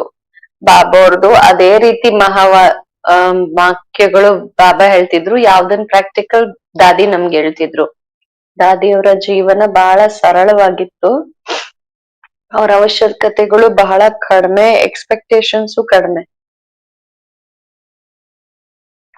ದಾದಿ ಯಾರ ಮೇಲೂ ಎಕ್ಸ್ಪೆಕ್ಟೇಷನ್ ಇಟ್ಕೊಳ್ಳ, ನಾನ್ ಇವ್ರಿಗೆ ಸಹಯೋಗ ಕೊಡ್ತೀನಿ, ಇವರು ಸಹ ನಮ್ಗ್ ಸಹಯೋಗ ಕೊಡ್ಬೇಕು ಅನ್ನೋ ಎಕ್ಸ್ಪೆಕ್ಟೇಷನ್ ಇರ್ಲಿಲ್ಲ ದಾದಿಗೆ. ಆ ಕಾರಣದಿಂದ ದಾದಿಯರ ಮೇಲೆ ಬಹಳ ಪ್ರೀತಿ ಇತ್ತು ದಾದಿ ಮೇಲೆ. ದಾದಿಗೆ ಇದ್ ಗೊತ್ತಾಗ್ತಿದ್ರೆ, ಅವ್ರದ್ದು ಏನೋ ಒಂದು ಒಂದ್ ಇಚ್ಛೆ ಇದೆ, ಅದಕ್ಕೇನೆ ಸಹಾಯ ಮಾಡ್ತಿದ್ದಾರೆ ಅಂದ್ರೆ ಇದು ವ್ಯಾಪಾರ ಅಲ್ಲ ಅಂತ ಹೇಳೋರು ದಾದಿ. ನಾವ್ ಇವ್ರಿಗೆ ಹೆಲ್ಪ್ ಮಾಡಿದ್ರೆ ಇವ್ರು ನಮ್ಗ್ ರಿಟರ್ನ್ ಅಲ್ಲಿ ಮಾಡ್ತಾರೆ, ಈ ರೀತಿ ಇಚ್ಛೆ ಇಟ್ಕೋಬೇಡಿ, ಇದು ವ್ಯಾಪಾರ ಅಲ್ಲ ಅನ್ನೋರು. ಅದ್ ಸಿಗಲ್ಲ ಅಂದಾಗ ಒಬ್ರಿಬ್ಬರ ಸಂಬಂಧಗಳು ಹಾಳಾಗ್ಬಿಡುತ್ತೆ ಅಂತ ಹೇಳೋರು. ಈ ತರ ಆಳದ ಮಾತುಗಳು ಹೇಳೋದು ದಾದಿ. ಬಹಳ ಆನಂದ ಅನ್ಸೋದ್ ನಮ್ಗ್ ಕೇಳಕ್ಕೆ. ವಿಶೇಷ ಯಾವಾಗ ಸಾಕಾರ ಬಾಬಾ ನಮ್ಗೆ ಪೂನಾ ಇಂದ ಬಾಂಬೆ ಕಳ್ಸಿದ್ರು, ನನ್ ಮನ್ಸಿರ್ಲಿಲ್ಲ ಹೋಗ್ಲಿಕ್ಕೆ. ನಾನ್ ದಾದಿಗಿಂದಾನೆ ಪೂನಾಗ್ ಬಂದಿದ್ದೆ ಬಾಬನ್ಗೆ ಹೇಳಿ ಅಂತ. ಬಾಬಾ ಹೇಳಿದ್ರು, ಇಲ್ಲ ಬ್ರಿಜೇಂದ್ರ ದಾದಿ ಹತ್ರ ಹೋಗ್ಬೇಕ್ ನೀನು ಅಂತ ಹೇಳಿದ್ರು. ದಾದಿಗ್ ಹೇಳ್ದೆ ನಾನು, ದಾದಿ ನಾನೇನ್ ಪುರುಷಾರ್ಥ ಮಾಡ್ಬೇಕೀಗ ಅಂತ. ಆಗ ದಾದಿ ನಮ್ಗೆ ಸಿಂಪಲ್ ಪುರುಷಾರ್ಥ ಹೇಳಿದ್ರು. ನನ್ಗೆ ಹೇಳಿದ್ರು, ಒಂದ್ ಮಾತ್ ಸದೈವ ನೆನ್ಪಿಟ್ಕೋ, ಯಾರೆಲ್ಲ ಬ್ರಾಹ್ಮಣರಿದ್ದಾರೆ, ಈ ವಿಶ್ವದ ಆತ್ಮಗಳು ಯಾರೆಲ್ಲ ಇದ್ದಾರೆ, ಅವರಲ್ಲಿ ಕೋಟಿಯಲ್ಲಿ ಕೆಲವರು, ನೀವು ಸದಾ ನೆನ್ಪಿಟ್ಕೋ, ನಾನು ಬ್ರಾಹ್ಮಣರಲ್ಲಿ ಕೋಟಿಯಲ್ಲಿ ಒಂದ್ ಬ್ರಾಹ್ಮಣರು ವಿಶ್ವದ ಕೋಟಿ ಆತ್ಮಗಳಲ್ಲಿ ಕೆಲವರು, ನಾನು ಬ್ರಾಹ್ಮಣರಲ್ಲಿ ಕೋಟಿಯಲ್ಲಿ ನಾನಾಗಿದ್ದೀನಿ, ತನ್ನನ್ನ ವಿಶೇಷ ಆತ್ಮ ಅಂತ ತಿಳಿದು ನಡಿ ಅಂತ ಹೇಳಿದ್ರು. ವಿಶೇಷತೆ ಅಂತ ಅನ್ಕೊಳ್ಳೋದ್ರಿಂದಾನೇ ನಿಮ್ಮಲ್ಲಿ ವಿಶೇಷತೆ ಬರತ್ತೆ ಅಂತ ಹೇಳ್ತಿದ್ರು. ಸೊ ಆ ಶಿಕ್ಷಣ ಇಲ್ಲಿವರೆಗೂ ನನ್ಗೆ ಚೆನ್ನಾಗ್ ನೆನ್ಪಿದೆ. ಮತ್ತೆ ನಾನು ಇದನ್ ನೋಡ್ದೆ, ಇದು ಸಣ್ಣ ಸೆಂಟೆನ್ಸ್ ಆದ್ರೆ ಇದು ಬಹಳಷ್ಟು ನಮ್ ಕಲ್ಸ್ತು, ಬಹಳ ಗೈಡೆನ್ಸ್ ಸಿಕ್ತು. ಆಮೇಲೆ ದಾದಿ ಫಾರಿನ್ಗೆ ಹೋದ್ರು, ಆದ್ರೆ ವಾಪಸ್ ಪ್ರಕಾಶ್ ಮಣಿ ದಾದಿ ಅವ್ಯಕ್ತ ಆದ್ಮೇಲೆ ಮತ್ತೆ ಜಾನಕಿ ದಾದಿ ಬಂದ್ರು. ಮತ್ತೆ ದಾದಿಗೆ ಬಹಳ ಸಮೀಪ ಬಂದ್ವಿ, ಮನ್ಸಿಂದ ಅಂತೂ ಸಮೀಪ ಇದ್ವಿ. ದಾದಿ ಬಹಳ ಪ್ರೀತಿ ಮಾಡಿದ್ರು, ಬಹಳ ಶಿಕ್ಷಣಗಳನ್ನ ಕೊಟ್ರು, ಬಹಳಷ್ಟು ಇಂಥ ಕರ್ಮಗಳನ್ನ ಮಾಡಿ ತೋರ್ಸಿದ್ರು. ಯಾವ್ದನ್ ಫಾಲೋ ಮಾಡೋದ್ ಸಹಜ ಆಯ್ತು ನಮ್ಗೆ.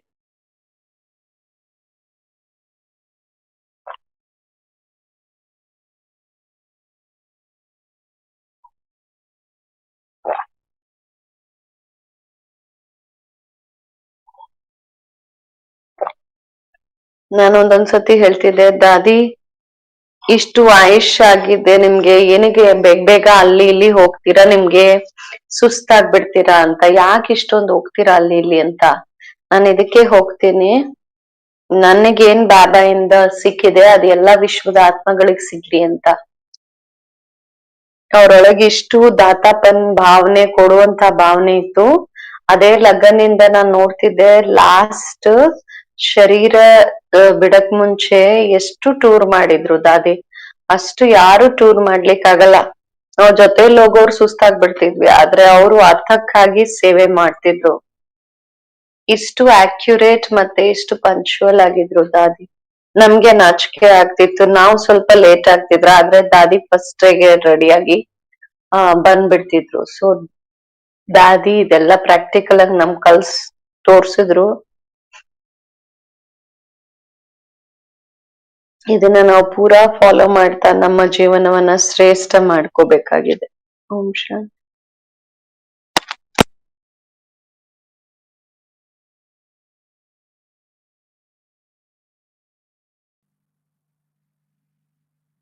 वीडियो नहीं देखा है ना, शक्ति स्तंभ कैसे बना, पहले वो दिखा लें। ओम शांति। पहले हम देखेंगे वीडियो शक्ति स्तंभ कैसे बना। बहुत सुंदर वीडियो है।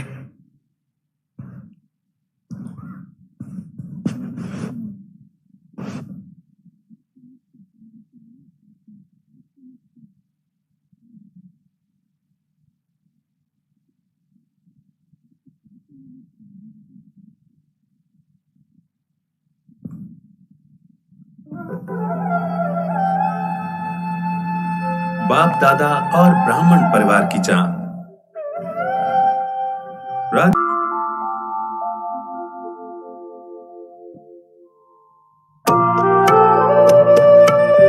वे एक चमकते चांद की तरह थी, हमारा नूर भी और गुरूर भी।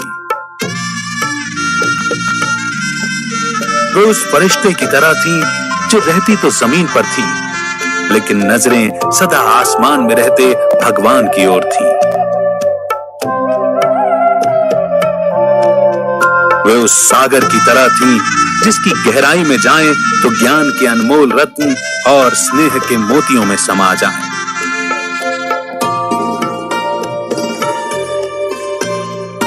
वे उस किताब की तरह थी जिसे हर कोई पढ़ना और जानना चाहता है।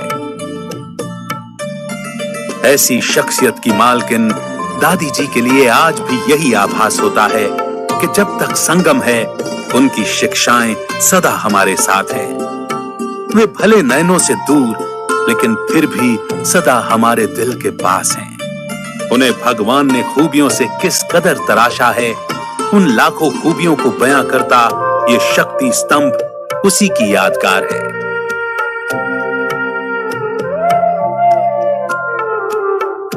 दादी जी का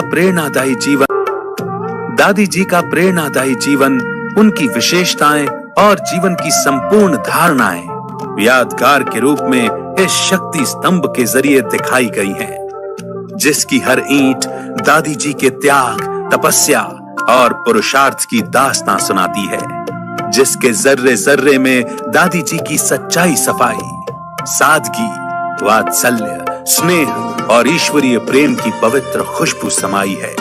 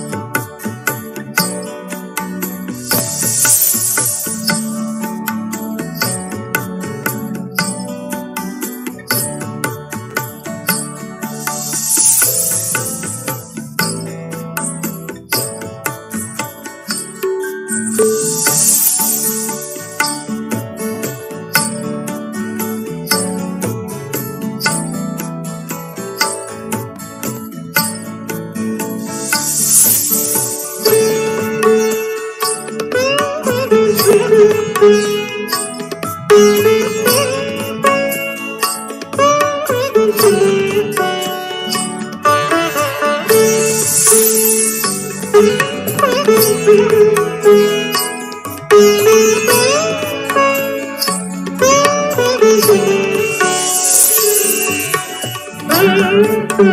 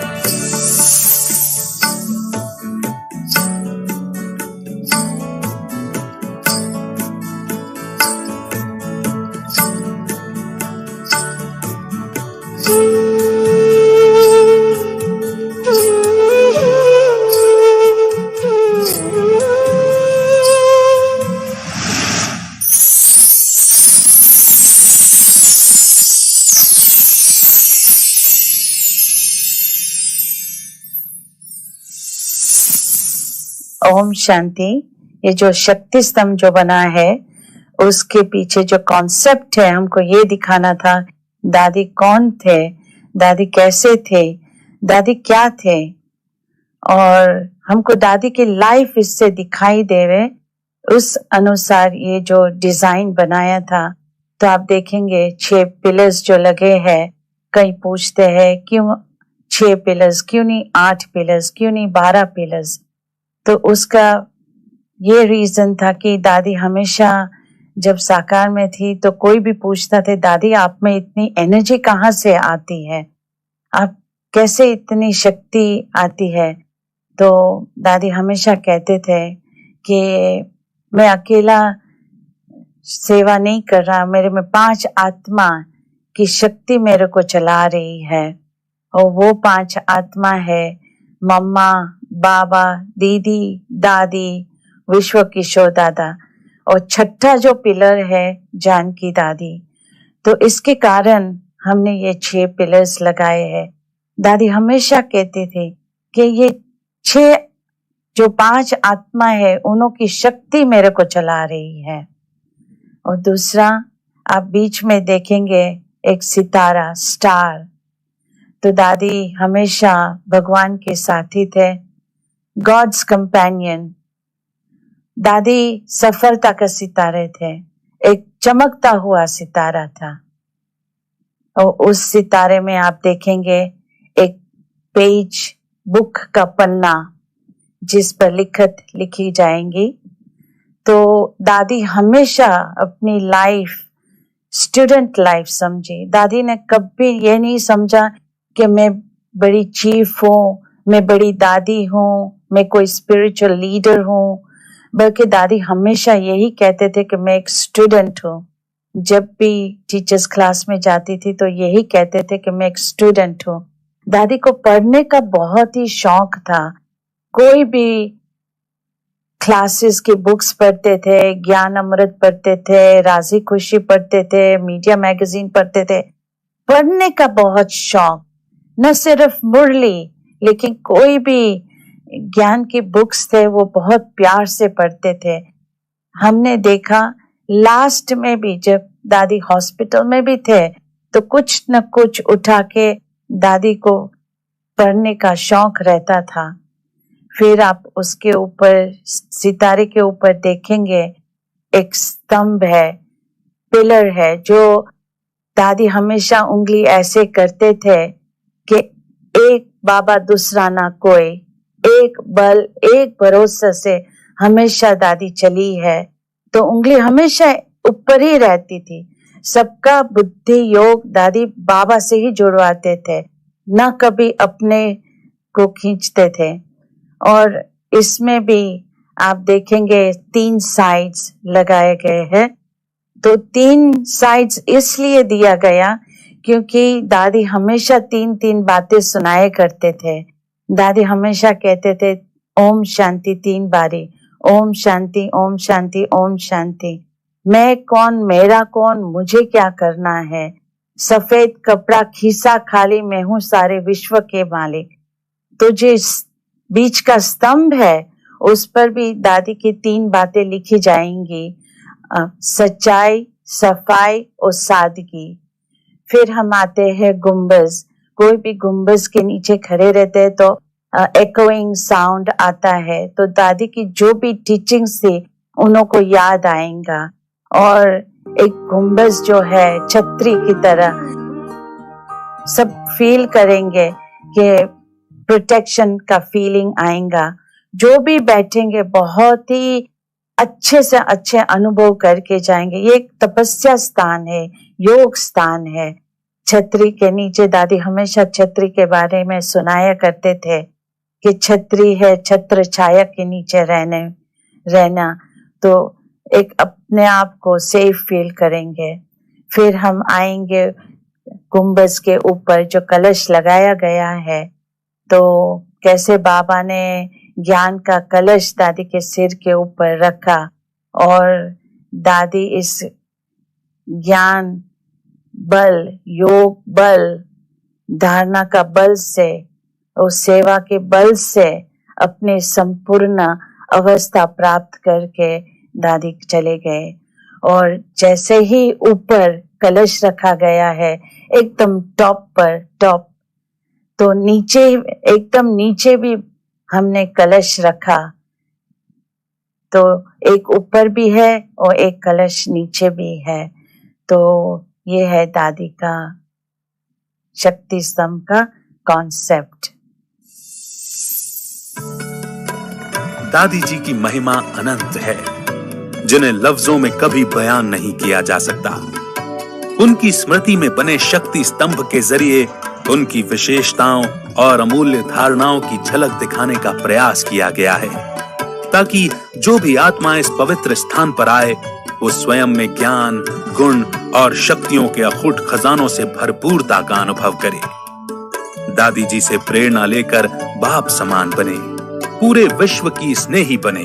यही सही मायनों में सच्ची श्रद्धांजलि होगी। अंत में दिल से यही आवाज निकलती है कि दादी जी, जब तक लफ्ज रहेंगे जहां में, तेरी महिमा के गीत गाए जाएंगे। जाया न होने देंगे तुम्हारे इशारों को, उस पर सदा चलकर हम दिखाएंगे। शक्ति स्तंभ और अपने व्यक्तित्व से तुम्हारा परिचय इस जहां को हम कराएंगे। तुम्हें कभी न भूल पाएंगे दादी माँ, तुम्हें कभी न भूल पाएंगे।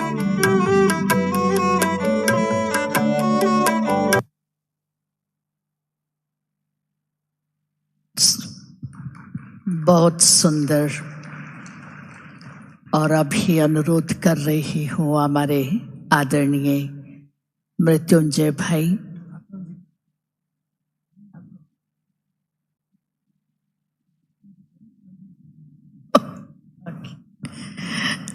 मृत्युंजय भाई कह रहे हैं थोड़ी खांसी चल रही है इसलिए कल सुनाएंगे। तो हमारे आदरणीय आत्म प्रकाश भाई अपने ज्ञान अमृत और वर्ल्ड रिन्यूअल जो मैगजीन निकलती है, ज्ञान अमृत के आप चीफ एडिटर है, वर्ल्ड रिन्यूअल के भी है, और सारी शांतिवन की जो प्रिंटिंग प्रेस है आपकी ही देख रेख में चलती है। आप भी साकार मम्मा बाबा की पालना और मधुबन में रहते दादियों के बहुत संग में बहुत अनुभव किए हैं जानकी दादी जी से भी, क्योंकि दादी जानकी को घड़ी घड़ी कुछ ना कुछ प्रिंट कराने की प्रेरणाएं आती ही रहती थी। तो बार बार आपका उनके पास जाना होता था, रूहान करते थे।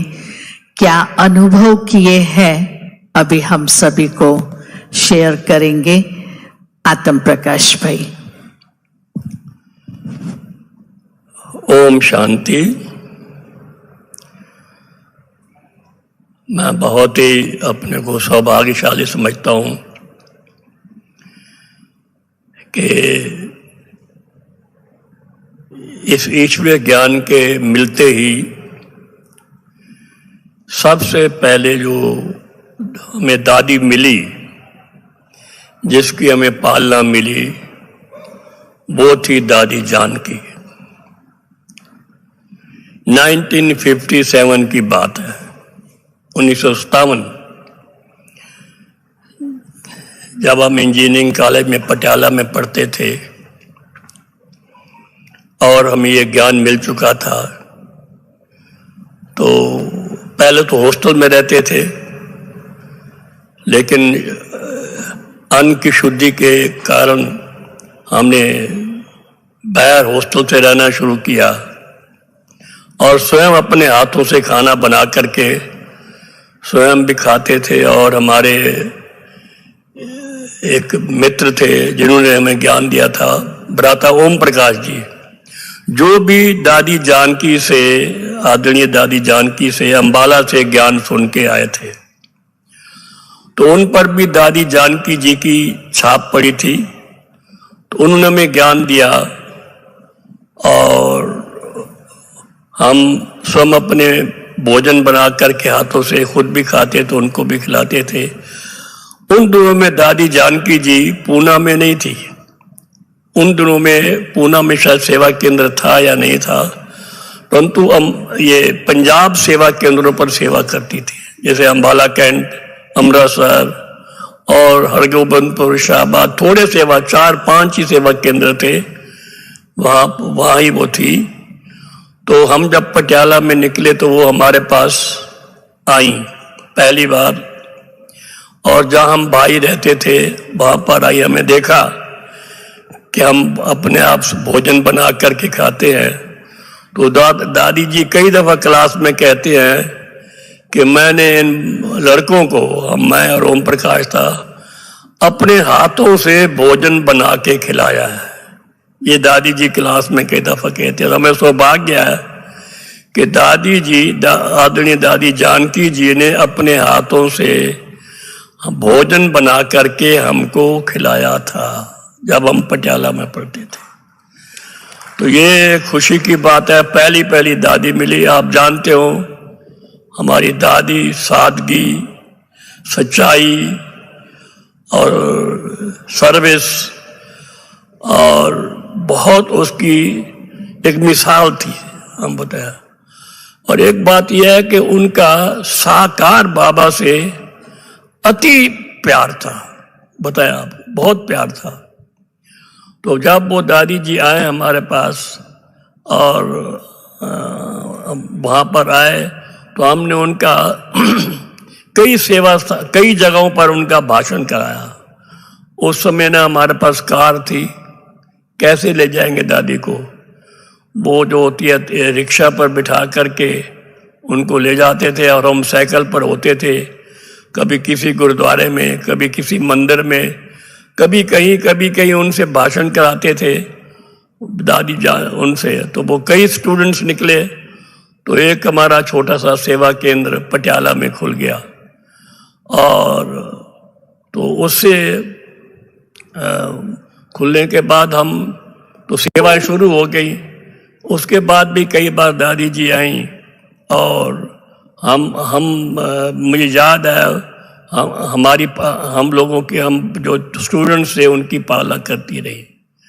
उसके बाद हम जब इस ज्ञान में चलने लगे तो हमने सोचा कि हम अपने लौकिक परिवार को भी ज्ञान दें।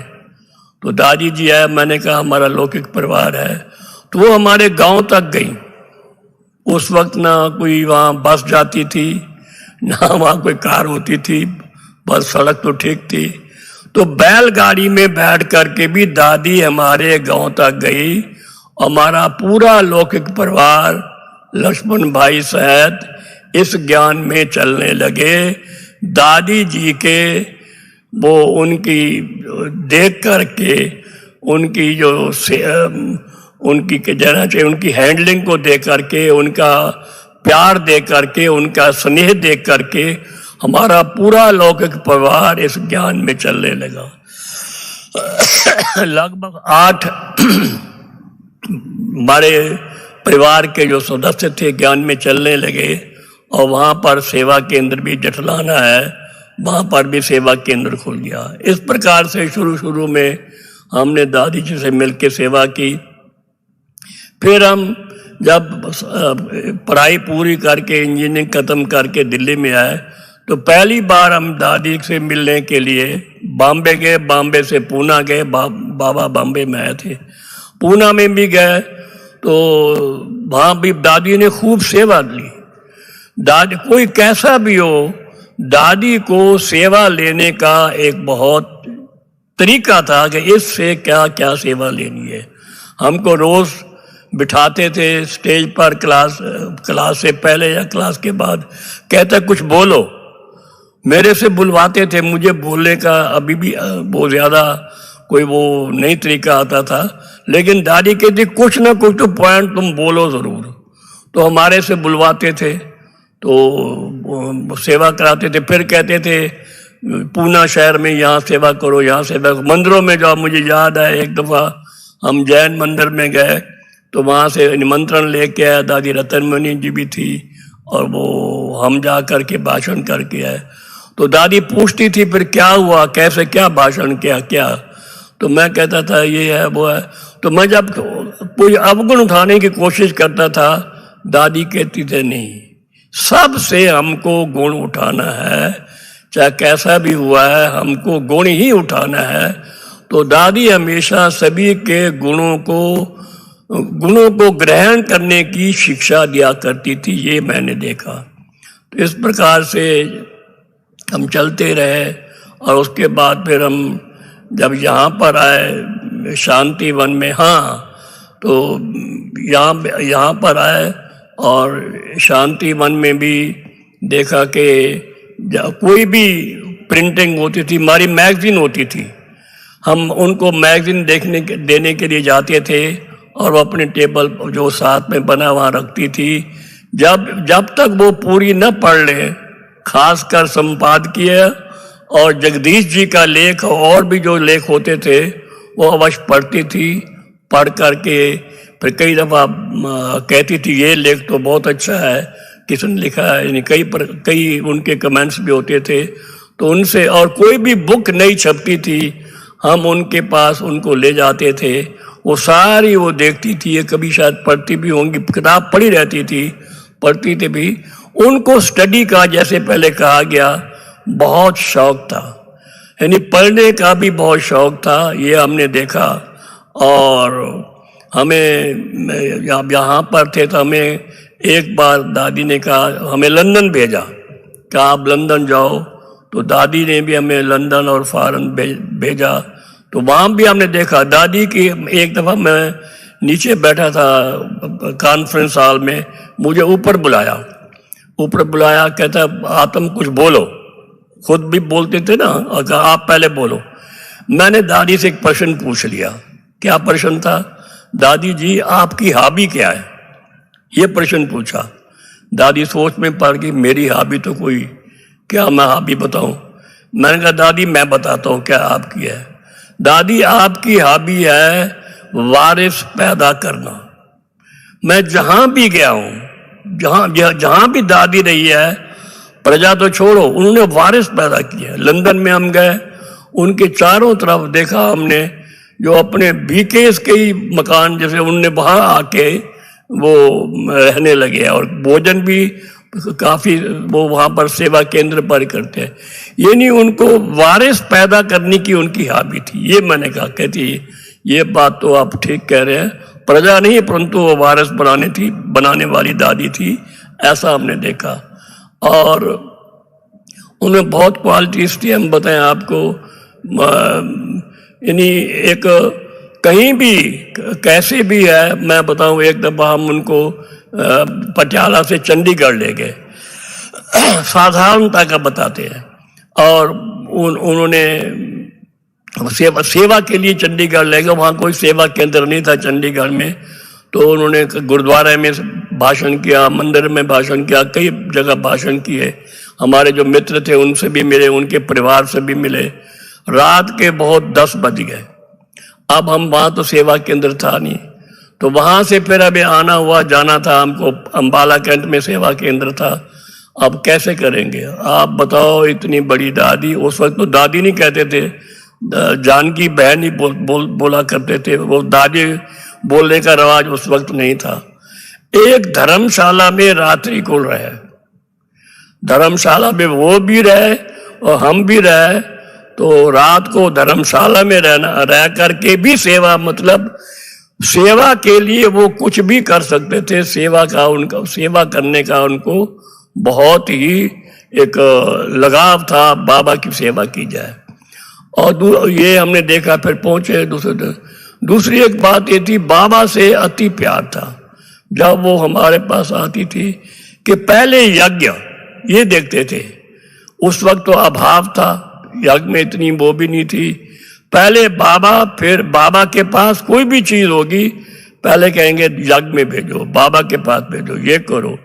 तो ये हमारा भी जो लगा वो था बुद्धि योग, बाबा से और यज्ञ से जुड़वाने में उन्होंने बहुत मदद की। यज्ञ से अटैचमेंट हो, ये उन्होंने मदद की। तो इस प्रकार से दादी की बहुत क्वालिटीज हैं। वो क्या कहें, सरलता, स्वच्छता और हर सभी गुण उनके अंदर थे। कोई गुणों में कोई कमी नहीं थी। गुणों का खजाना थी, गुणों की खान थी, हम बताएं आपको। और सादगी थी, बहुत सिंपल जीवन था। ऐसी दादी के साथ हमको रहने का मौका मिला, बड़ा सौभाग्य है। पहली एक दफा यहाँ बैठे थे तो मैं ऊपर आया था, यानी कॉन्फ्रेंस हॉल में। मुझे उन्होंने कहा, देखो दादी रतन मुनि जी बैठी थी, कहती है देखो पहला स्टूडेंट मेरा आत्म है। तो मुझे बड़ी खुशी हुई जब उन्होंने कहा कि पहला स्टूडेंट मेरा आत्म है, तो मैं बड़ा खुश हुआ। देखो अभी तक दादी को याद है कि पहले हमको पटियाला में मिली और हमको आगे बढ़ाया, हमको हमारे परिवार को भी आगे बढ़ाया। तो ये सुनकर के बहुत प्रसन्नता हुई, बहुत खुशी हुई कि उनको याद है कि पहला स्टूडेंट हम उनके थे। और यहाँ पर भी देखते थे कभी हमारा जो दादी प्रकाश मणि जी ने ज्ञान अमृत बनवा के दिया। ये आप देखते हैं ज्ञान अमृत भवन लिखा हुआ है सामने, छोटा सा ज्ञान अमृत है अब तो वो। और दादी जानकी जी ने बहुत बड़ा ज्ञान अमृत बनवा के दिया है। वो है नदी के पास, बहुत बड़ा बनवाया। उनके ही अध्यक्षता में, उनके ही कारण से वो बहुत बड़ा ज्ञान अमृत बना है। वो उन्होंने बनवाया। देखिए इतना कुछ उनको शौक था। और कभी कभी बीच में बिगड़ बताया वो हमारे नई प्रिंटिंग प्रेस में पहुंच जाती थी।